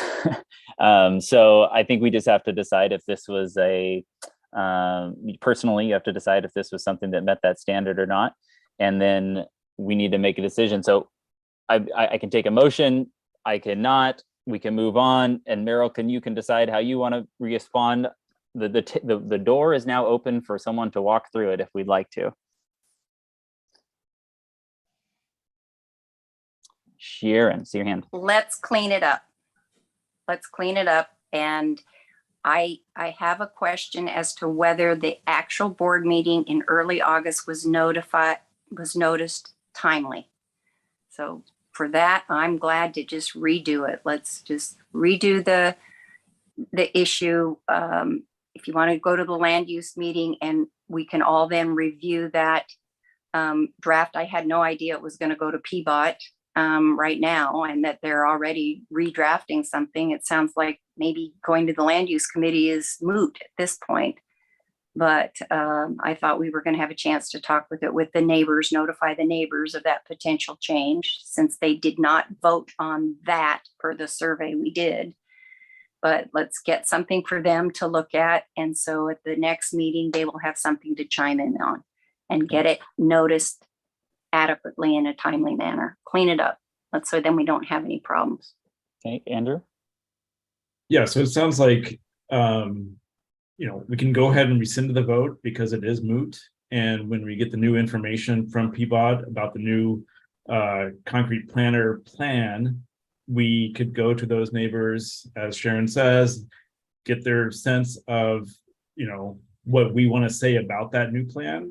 I mean, that's all we can do is like, we don't think that's a good plan, or we do think that's an okay plan, even though we know it sucks to begin with, right? But given, right, that's the only option here, is to say, yeah, that's fine with the new 7 planners, or, let's wait another year to say anything. Susan? Oops, you're muted, Susan. Thanks. I've got a quick point of clarification really for Kelly and for Terry, I guess. This new design that you're aware of with 7 planters, does it also include the white plastic uprights?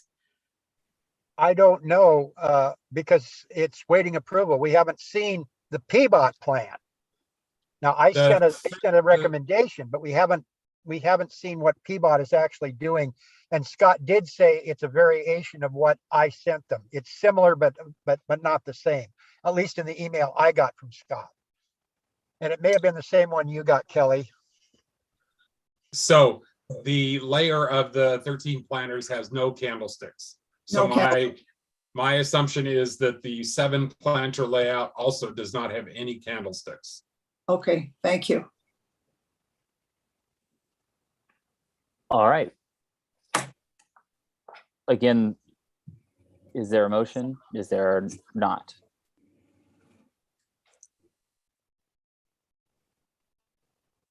What kind of a motion are you looking for?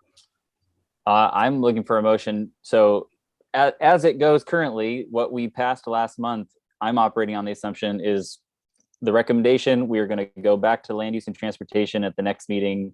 I guess it would be this month, and discuss what PBOT sends us back. That would be one option. The other option is if there's a motion to rescind the vote from last month, and as Sharon was saying, go and talk to the neighbors and give them further notice, and then bring this back up at our next meeting, which would not actually be October, it would be November, because we don't have a board meeting. But it would still go through the Land Use and Transportation Committee either way. Correct. Because it's a transportation option. So, it's come see, come saw. I don't know if I agree with that. I think my reading of it is that if we don't do anything tonight, then the Land Use and Transportation Committee will look at what PBOT mocks up that you and Kelly have been talking to Scott about, and we'll look at that this month. And if it's copacetic, we go for it. And we could give notification to that meeting, notify the neighbors, those involved, and it would satisfy the notification. Because right now we're just in limbo because of the amendment that's on there that we had to go through the Transportation and Land Use Committee before we could take a final yes or no vote on this. Yeah, I mean, that's I guess that's a fourth solution, is just do the alerting that Merrill's concern is about the Land Use Transportation Committee that's coming up in a couple weeks. Sharon? I agree with that. I just wanted to tell you, I'm on the website. The notice for the August 2nd board meeting was posted 1 day prior, August 1st. That is inadequate notice. So this has to be redone. I just wanted to inform you of that. It does not comply with ONI standards of 7 days with the agenda. Okay, Merrill? I don't think the board can delegate to the land use committee the revote. I think the board has to take the vote. Merrill, you are correct. The Land Use and Transportation Committee makes a recommendation to the board. So the actual vote would take place at the November board meeting after the Land Use and Transportation met and at least gave their recommendation. Yeah, I'm looking at the motion from last month. It was moved to recommend fewer planters to PBOT. There was a friendly amendment to consider in addition to the motion, which the addition was we would go to the Land Use and Transportation meeting prior to sending the letter.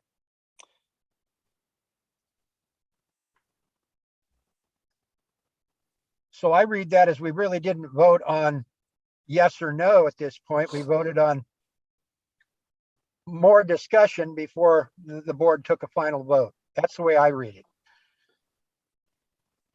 And actually, that was the purpose of the amendment anyway.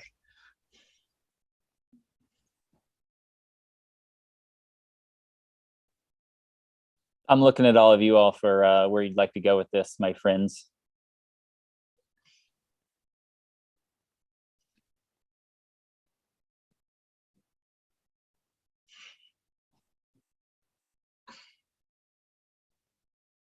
So if we have the land use committee meeting next month, and we give notice to those neighbors that that's going to happen, they can come to that meeting, we can hear from them, and based off of that information, we can provide the recommendation to the general board for that vote. Is that a decent process? Marion, I'm seeing a nod from Terry. Kelly looks like he's about to say something. A nod from Sanjeev. Kelly, did you want to chime in? Well, I'm thinking if we take no action tonight, that the Land Use and Transportation Committee can take up this issue if we have a revised layout from PBOT next week. You know, the agenda has to be posted this Thursday. So next week we can take up the new layout, and then it can come to the November board meeting for final approval. I think that's what I'm hearing from you, and that's what I'm hearing from Andrew. Sharon, I'm seeing a hand up. Yeah, I was just saying that the land use meeting is a week from Thursday, the 15th. So yeah, it's got to be posted, noticed on the website by Thursday, the 8th. And I'm babysitting and dog sitting this weekend, and I'm going to Central Oregon on the 12th, and I'll be back the night of the 15th. So hop to it if you want me to do something. Yeah. Well, actually, even if we don't get the drawing, we can still handle it the same way at the October meeting, because we're not going to have another board meeting until November. So we kind of have a backup for that. So I don't know how soon, how soon PBOT can get us the new drawing. Okay. So without a motion on the table, then that's what's going to happen, what Andrew and Kelly just described, which is we're going to get that posted notice for Thursday for next land use and transportation. We'll consider the drawing and the alternative planter design, and then we'll bring it back to the board for November. All right. Do we have any other options as to how we post this stuff to Michelle's the only person that can do it? Well, Sanjeev, you and Beth, we're going to get trained up at some point, right? What's the news there? I don't think we've really moved on for any training, but I can reach back out to that email thread and get it going. Okay. Yeah, I think she was hoping to consolidate the training for both of us at the same time, Sanji. Yeah. Cool. Well, Kelly, when you send the the agenda for land use and transportation to Michelle, will you just include Beth and Sanjeev and say, let's practice on this one? Okay. Okay. Right on. Thank you. Okay. Committee reports. That was the first bullet of land use and transportation. And the second bullet was e-mobility rides recap. I can be very quick on that. For those of you who didn't know, I hosted e-mobility bike rides, meaning e-bike rides this summer. It was supposed to be 3 weekends. The third weekend got canceled because I didn't have enough interest. I think I hosted 8 people over the course of the summer. The first one of our riders was like, literally he stepped on the bike, took about 2 pedals, the e-assist kicked in, and he goes, whoopee!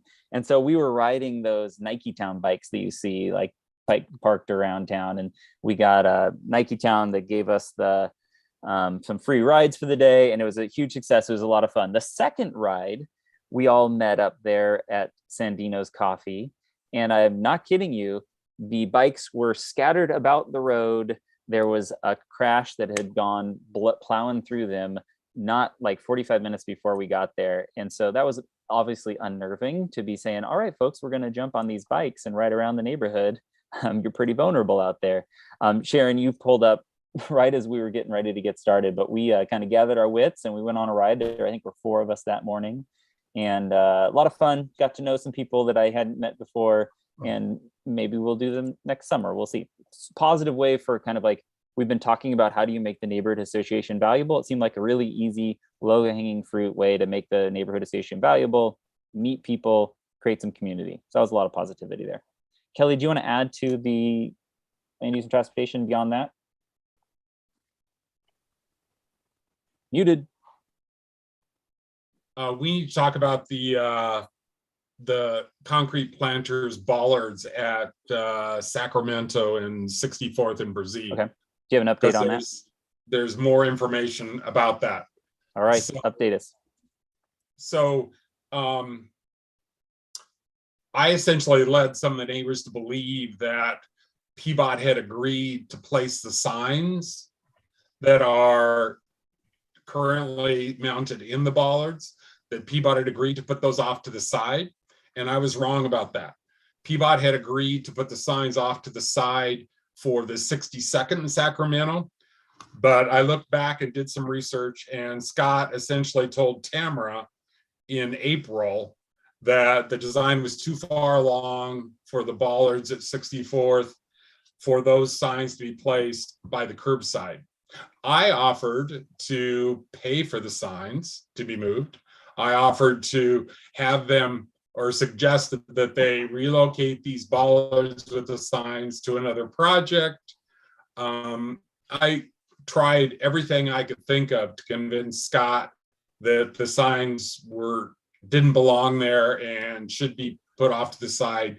He didn't really agree with that. I also talked to him about the view corridor, which those signs are, in some people's opinion, inhibiting. And he sent me this. Hold on.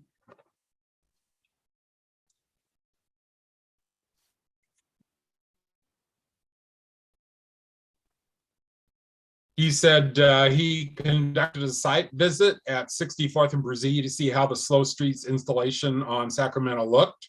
From that corner, the signs are not blocking the view of Mount Hood. In addition, after reading the 1991 ordinance, he learned that the viewpoint for the area is not on the sidewalk on the north side of Sacramento, but on the south side of Sacramento along the bluff. See the image from the ordinance, and he did an attachment. Based on the fact that the Slow Streets installations are not blocking the view and the ordinance's designation for the viewpoint on the south side of Northeast Sacramento, we are not planning on moving the signs. I've attached 3 images to illustrate, and I can show you those 3 images if you want me to show you that. Yes, no? Do you want to show them to us like that, or do you want to share your screen?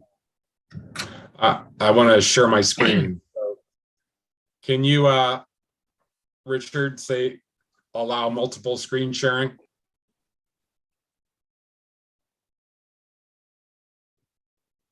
Richard? I was muted, sorry. I got it, so you should have it now. Okay. So once again, we have cute kids. Sorry about that. No apologies necessary. So this is the viewpoint from the Scenic Resources Protection Plan. And this is what I think this is what the visual shows. And then he sent me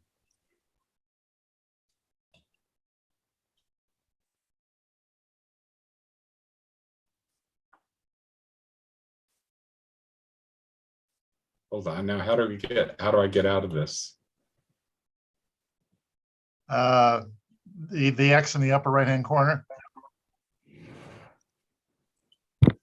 No one likes operating their computer when everyone's watching. I don't. I think this is time for a joke. Who's got the joke? Look at the Mormon joke. No.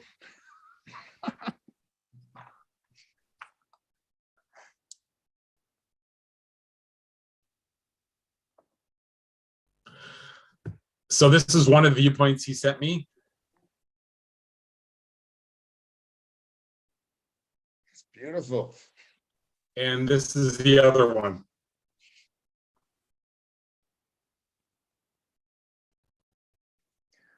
Okay, So the recap is, Scott, you feel like you've exhausted the advocacy to have that easternmost sign taken out of the bollard and put to the side, and that Scott has been steadfast on that. Does that sound accurate? Correct. All right. So where does Kelly? that leave us? Can I ask a question here? Well, hold on just a second, Terry. Merrill had his hand up there first. Go ahead, Merrill. Okay. Well, I mean, this is the recommendation. It says in addition, this is what we recommended, the board recommended on April 5th, remove signage from inside the ballards. So, PBOT's not accepted our recommendation. So I think the appropriate course of action at this point is to ask them to remove the ballards entirely.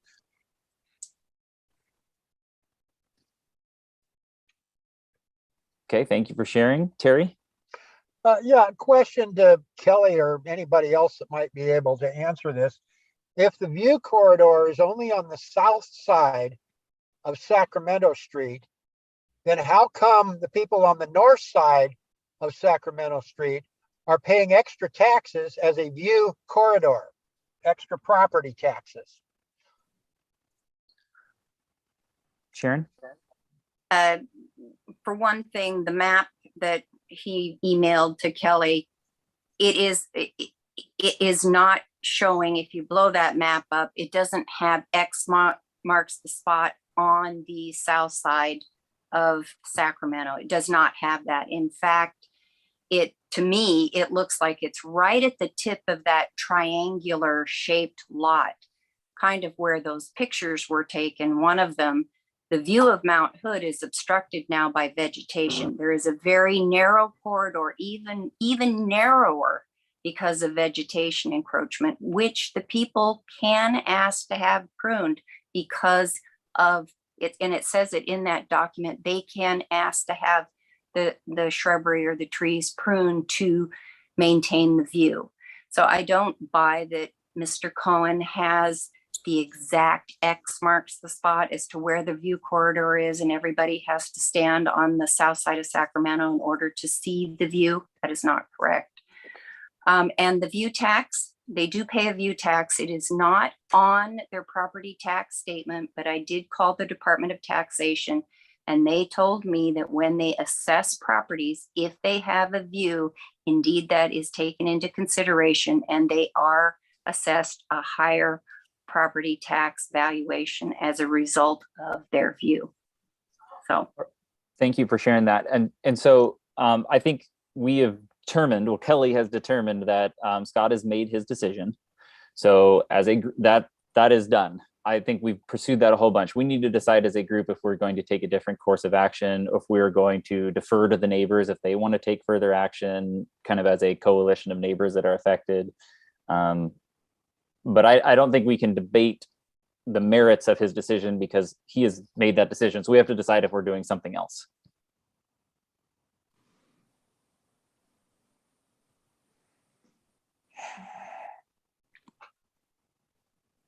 Well, Tamara had suggested, and she told essentially Scott that she was not happy with his decision. She would be contacting his boss, Chris Warner, and she would go to city council to get this resolved. I don't know that any of us have the bandwidth to do what Tamara felt so passionate about. Nor does she. As it turns True. out, Meryl. I mean, if somebody could give me contact information for Scott's boss, I'd be happy to contact him. Yeah, I mean, Kelly, why don't you provide that? I just remember, Meryl, that you're got to speak from your position, not as a neighborhood association. Okay. Sure, Meryl? absolutely. Yeah. Meryl, if you just Yeah. go into Portland government and you type his name, got it. Chris Warner at Portland government, at portlandoregon.gov, that's his email address. Chris.Warner at portlandoregon.gov. Okay, I'll see if I can find it. If I can't, I'll Well, Get in touch with- I just sent it. I've sent it several things to him, and I typed it in, and it went. I know it went through because I didn't get it back. Okay, so I'm getting a sense from the board that Kelly's efforts have been exhausted, and at this point we are going to step back, and that maybe Meryl's going to do some personal advocacy in the neighborhood directly. Susan, I see your hand up. Yeah, I might make just one additional observation. From 62nd, probably up to 72nd, although I'm not sure, there are no overhead utility wires along that part of Sacramento because it is considered a special view that does not want to be obstructed. And obviously the utilities honor that. It's interesting that the city is not honoring that. Yeah. Sharon, real quick, and then we got to get going. Real quick, Yep. the sidewalk at the corner of 64th and Brazee is not ADA compliant. The one that the ability to cross 64th is, they have the ramp on the east and west side as it crosses. But when you were to step off and go across where the candlesticks are, it is not ADA compliant. And one of the ladies who wanted to come and maintain the planters is in a wheelchair and with a cane, and she would need ADA compliance there. So they did not meet that standard. Definitely something we could bring up at Land Use and Transportation to advocate. Okay. Last couple things here. Richard, talk to us about newsletter action items. I know I need to write a letter. What else do we need to do? We need to have a report from Land Use and Transportation. And then anybody else who has a report to add, if we can get something from, come on, a CNN report, that would be great. But I don't, since, come on, brain. He's not here tonight. You know, so On. again, it's the 13th, and we need this stuff as put together as nice as possible. Send it all to editor@rcpna.org, and Linda will be happy to get it. Great. Any questions for Richard on the newsletter? There was one concern we talked about at the potluck, is about reaching out for folks. We've got 2 brand new apartment buildings with lots of folks in them. And as I pointed out earlier, I don't know if we're going to have the opportunity to get the newsletters into those facilities. I will check with our distribution folks and say, hey, Helen, have we gotten something set up so that we can get these people informed as to what's going on in the neighborhood that they live in? I just have not taken the time to reach out to her yet. We have time to get that taken care of. After we get the newsletters ready to go, we can either up or down the numbers. Holly's got her hand up. Yeah, I'm wondering if we know the address. I'm wondering if we have postage, in our budget that we could just mail some to each apartment building. If we don't have access to just getting them in the door on our own. That's something to look at. We do not have anything in the budget to do that because just mailing things out is not. We don't, even though we've got addresses, and it would just be really expensive to get it out to all the folks. So that's why we do hand delivery. Kelly, do you have the contact information for those folks? Can you reach out to them and just see if we can get access? I'll see what I can do. Cool. Anything else for Richard? Richard, I just want to make a recommendation based on the dearth of jokes tonight. I think we should have a jokes corner in the newsletter, and then we can bring them back at our meetings when we need to kill some time while Kelly's struggling to show us a picture. Make that suggestion to our editor. Okay. Andrew, bylaws update. Hey, yeah, so we've made some progress just getting a copy of the current bylaws into a Word doc and set it up for editing. Anyone who wants to add comments at this point to those bylaws, I've added a bunch. I think Zachary, you were on there, Richard's on there. So I think anyone who wants to kind of add comments to those, please let me know, and I can add you to the list. And yeah, I'm hoping to just kind of gather information at this point, and I've got questions like what do things mean, but if there are specific issues where it's like you felt like the bylaws were vague or not complete enough, not adequate for the situations that have come about, I guess, in the last 11 years. Yeah, so that's, feel free to contact me about that, and I can add you to that. And then I have pulled together, I guess, the bylaws from Hollywood and from Roseway. And all of these are based off a template.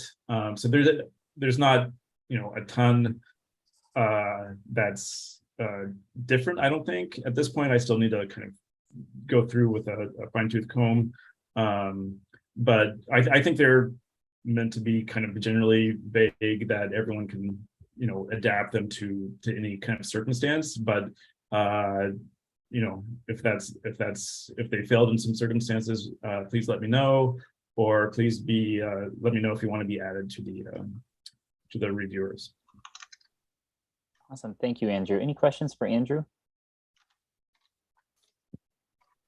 Okay. Just a very quick update from Don, since he wasn't here. He just wanted to do one last plug that we had talked about an event at Normandale Park in response to the death of one of our neighbors during a protest earlier in the year. At our last meeting, we brought this up, and there was no energy in the group to pursue that, but we do have some funds from the city if we want to take that up. So again, if you're talking to your friends or you're talking to your neighbors, and there's some folks who are interested in taking that torch, please do let Dawn know. Dawn would be happy to connect you with the right people. Recap, check-in, adjourn. But again, a few people are going to hang out afterwards with me, and we're going to hammer out the general meeting. Is there any last things, recaps, check-ins? People need to have the open floor.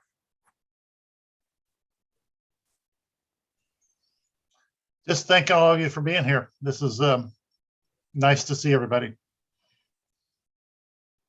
I agree. I would add one little thing, which is we had a nice picnic last week, and we had talked about doing it one more time before the weather turned too sour on us. For those of you who missed, we'll try and maybe put something on the books for October. I'll maybe send out a little poll. Was that a strict board picnic? We had board members and family, some neighbor. Yeah, it was pretty loose. Yeah, But not committees.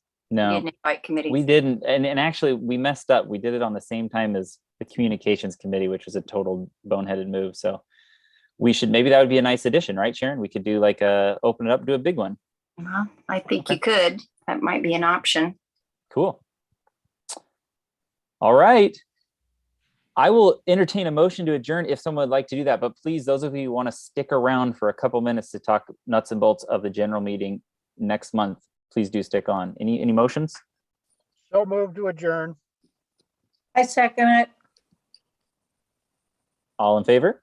Hold on. Oh, wait. Who? Vicky is not a board member. Oh, I thought that was Holly. I'm sorry. Can I get a second from one of our board members? Sanjeev. There we go. All in favor? Aye.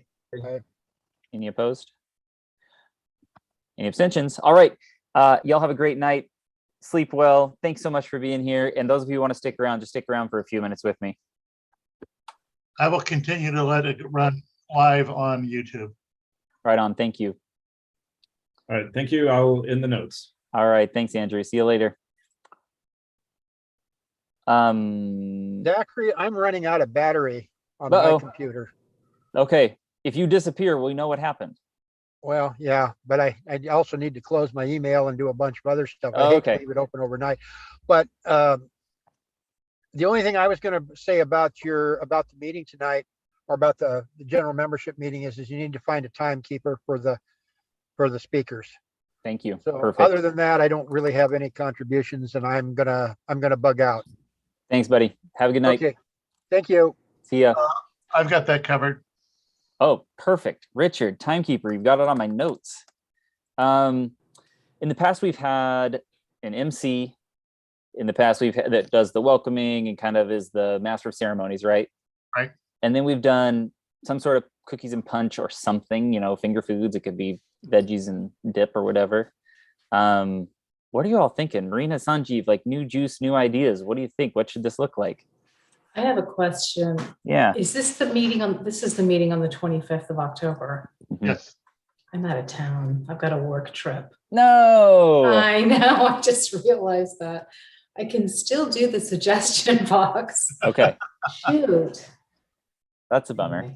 Okay. Yeah. I have some paper goods that belongs to the neighborhood association. So we got plates and cups and things like that. Okay.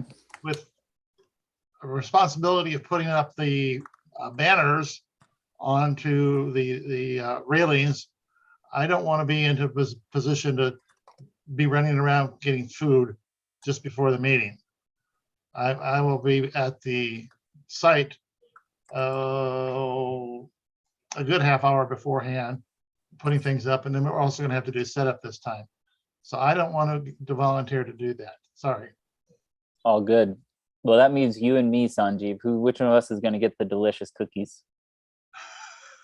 I am so sorry. Or maybe Sanjeev is a baker at heart and he wants to make the cookies. You don't have to buy it. You're muted, by the way. You don't have to buy it. You just have to pick the stuff up. Yeah, no, I would burn those cookies instantly. More of a stuffed cup kind of guy. But yeah, I can make a Whole Foods or Freddy's run. Right before. Okay, Richard, what's the budget for Sanjeev? Well, let's say $50. That should cover us, wouldn't you think? Yeah, just cookies, right? Yeah, I mean, cookies or maybe some juice. Let's see if we got anything actually in the budget. How many people usually attend? Do we know? 50 to 100 was our last one. Yeah, because this is going to be election. We should get a pretty good group. Yeah, we got a pretty good lineup too, so I would imagine it'll be decent. Mm-hmm. I would suggest, Sanjeev, as you are poking around trying to buy stuff, aim for that like 75, 100 person, because not everyone eats, some people eat one cookie, then there's people like me who eat a whole package. So and the prices have gone up. Yeah. And all I would need from you, Sanjeev, is just the receipt, and I'll get you reimbursed for it. Sounds good. And this is something we can just do the day of, right? Like just right before. Sure. Okay. Totally. I would also suggest, not everyone can eat like a cookies. So maybe grab a bag of cauliflower and some carrots and a dip or something like that, just so there's a little something there for people. Okay. If you go over $50, I'll cover it if the neighborhood association won't. How about that? Make sure we're flush. Richard, do we have an audio system? Are we going to use one? What do you think? There is one there at the facility. Okay. So we're covered on that. Okay. Tables and chairs are there. Plates and napkins are covered. Marina, you and me, we're going to put our heads together on like some sort of a suggestion box. Are we missing anything? I'm happy to do the MC stuff. Is there anything else we're missing? Be sure to tell the folks that are going to be there that they're welcome to bring handouts. Okay. We'll put them on the side on tables for advocating whatever position it is they're advocating. Sure. Is there anything I can do in advance since I'm not going to be there? Like, would it be helpful if I reached out to campaigns and got the handouts and brought them to you or something?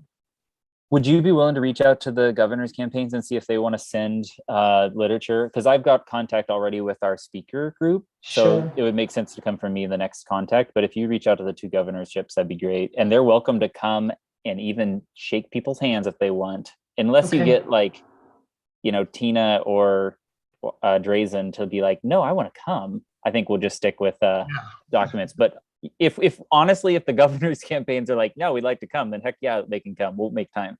Yeah, But okay. otherwise, But if we have one come, don't we have to actually then reach out to everyone else? So I have a couple of questions for you all. One is, Hardesty's said no. If they cannot send a person, how are we approaching this with Gonzalez's campaign? Are we going to say, hey, you've got 10 minutes, you can give us your pitch, you can take questions? What do you all want to do on that one? We've offered, and if they can't do it, I don't see that we have the responsibility of canceling the other person. Maybe then that is some leverage to get them to send someone out. Right. The other campaign will be there. Yeah. So. Okay.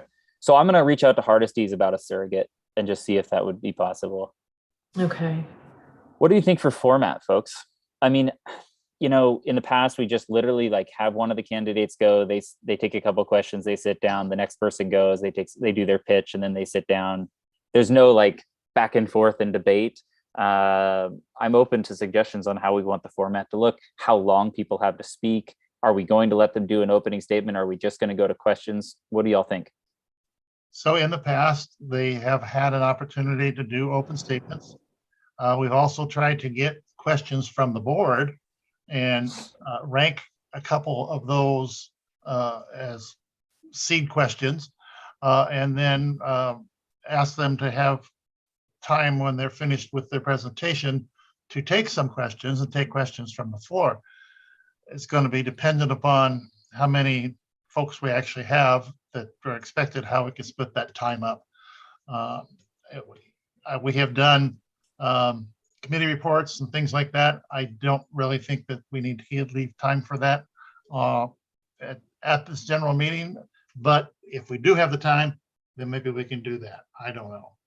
To me, it's been more important to have the forums as opposed to have somebody hear what's going on in land use and transportation.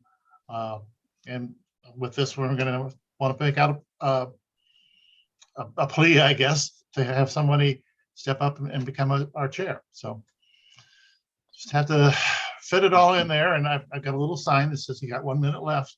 I'll be waving it in people's face. Marina, Sanji, what do you think in terms of a format? Well, how much time? We have 2 hours in total. Yep. How many speakers do we have? Three topics. So that would be theoretically around 35, 40 minutes per topic if we wanted to use all that time for each one, which means each would have in the, 15 minutes. 15 to 20 minutes. And then the speakers. Speakers for? Sorry, the candidates. That's what I mean. So there'd be like Vega Peterson and Mirren will each have about 20 minutes if that's the route we went. Okay. So how do we want to allocate that 20 minutes? Is it back Sorry, and forth? I misunderstood. Yeah. Okay. Debate format. Ooh. I think not without a moderator. Yeah. I think that could get tricky. So maybe Q&A from the attendees. Does that make sense? That if we don't have a moderator, and I don't know who would be willing to do that. I'm happy to moderate, actually. Are you? I mean, you've got the temperament, but I don't know if that's what we want to do. I just am saying I would be happy to do it if that's what we want to do. I would suggest, my one thing I'm totally not interested in is a bunch of time for them to just do an opening statement full of platitudes. Yep. Right. So I'm cool with them saying, this is me for 30 seconds. Then I'm here to take questions because I want people to ask what they want to know. Mm-hmm. To me, that's more important than yakking. Because in the last one I was at, it was too much time for them to just do their stump speech. That makes perfect sense to me. Yeah, me too. And I think anyone that comes is going to want to they're going to ask questions. They're going to want to be able to. Yeah, that makes much more sense. We could have a table, we're going to have the table with what do you want from your neighborhood association. The other could just have a a Dropbox for questions for each of the candidates, and behind the scenes, we'd have board members sorting them and having them ready for me. And then I just would get handed a list of 3 or 4 questions and I'd make it my way through them. That might be one thing we'd for sure get to questions straight away. And then like Richard was saying, we as a board come up with 1 or 2 questions just in case that we're ready to go. Is this going to be hybrid, by the way? Will it be on YouTube or on the Zoom as well? Either way. That's a good question. I don't know that we know the best way to present a live presentation. It involves a little bit more equipment than what we usually have. But I think it would also be a disservice if we can't do it.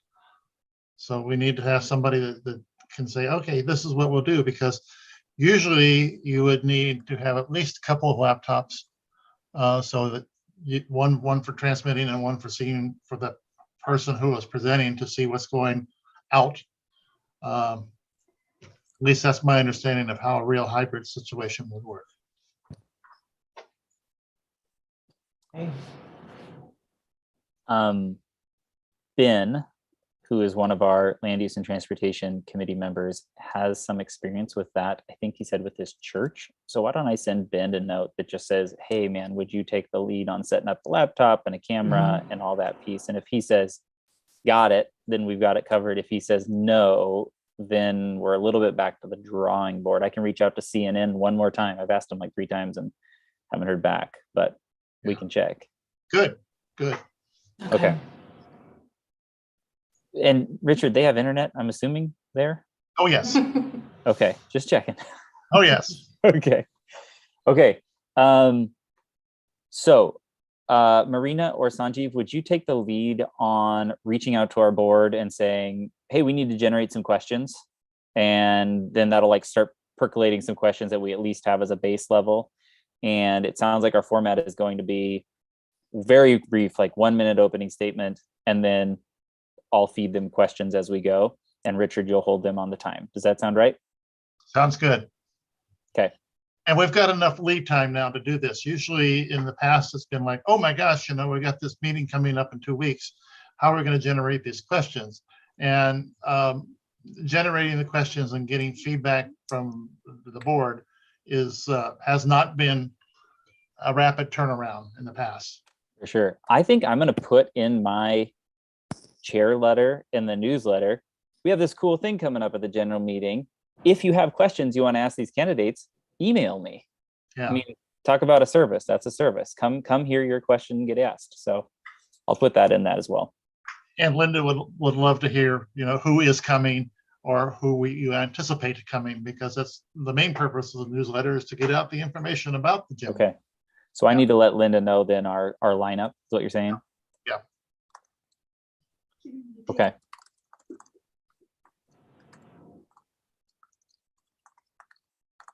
Okay, so I will, I'm going to send just an outline, how about that, of the agenda for that meeting to our group of 4 right here. And then Marina or Sanjeev, do one of you want to take the lead on the following that up and saying, so let's generate some questions? Sure. Okay, so I'll send that to our group of 4, and then whichever one of you wants to grab it and send it out to the whole board and say, hey, this is our agenda. What are the questions we want to ask? Mm-hmm. Okay. Could I get, will you have the list of candidates on that agenda? Yep. Great. Okay. Yep. Totally. Right. And so go ahead. I was going to ask one last thing is they asked about order. And Gonzalez wanted to go first. Y'all are fine with that, having Renee Gonzalez go in the first slot, and then we'll do the county chair, and then we'll do the charter. Is that an okay order to everyone? Yeah, sounds great. We try to accommodate them if they have other obligations. Perfect. That makes sense. Okay. All right, I'll mark up that agenda. I get it to you all. We've got Richard on the time, Ben hopefully on the Zoom. I'll work on that. Marina, you and me, we've got a couple things now we're going to work on, just kind of around the edges. And Sanjeev, I've got you cookies and punch and whatever else. They've got audio, and I'll be the MC. Sound good? Yep. So I'm reaching out to the governor's campaigns and for literature. If they're going to mail, if it's like something that, you know, I'll give them a deadline. I'll pick it up, have them send it to me, and I'll get it to you. Perfect. Okay. Okay. All right. Hey, we said this would take 15 minutes. It's 9:15. We nailed it. Yeah. You did well. Richard, I have a quick off topic. Okay. We can say goodbye. It's all good. Okay. See you later. Except the video will go away once I hit end. Oh, you stay, Richard. Richard, it's just a quick question for go. you about my email. You've got the email list, right? I saw your question there. Yes. Okay. I wanted to make sure you got my question. That was it. Yep. Thank you. I got it. Okay, great. Yeah, for you. All right. All right. Bye. Thanks. Bye. Hey, y'all are great. Have a good night. You too. Take care.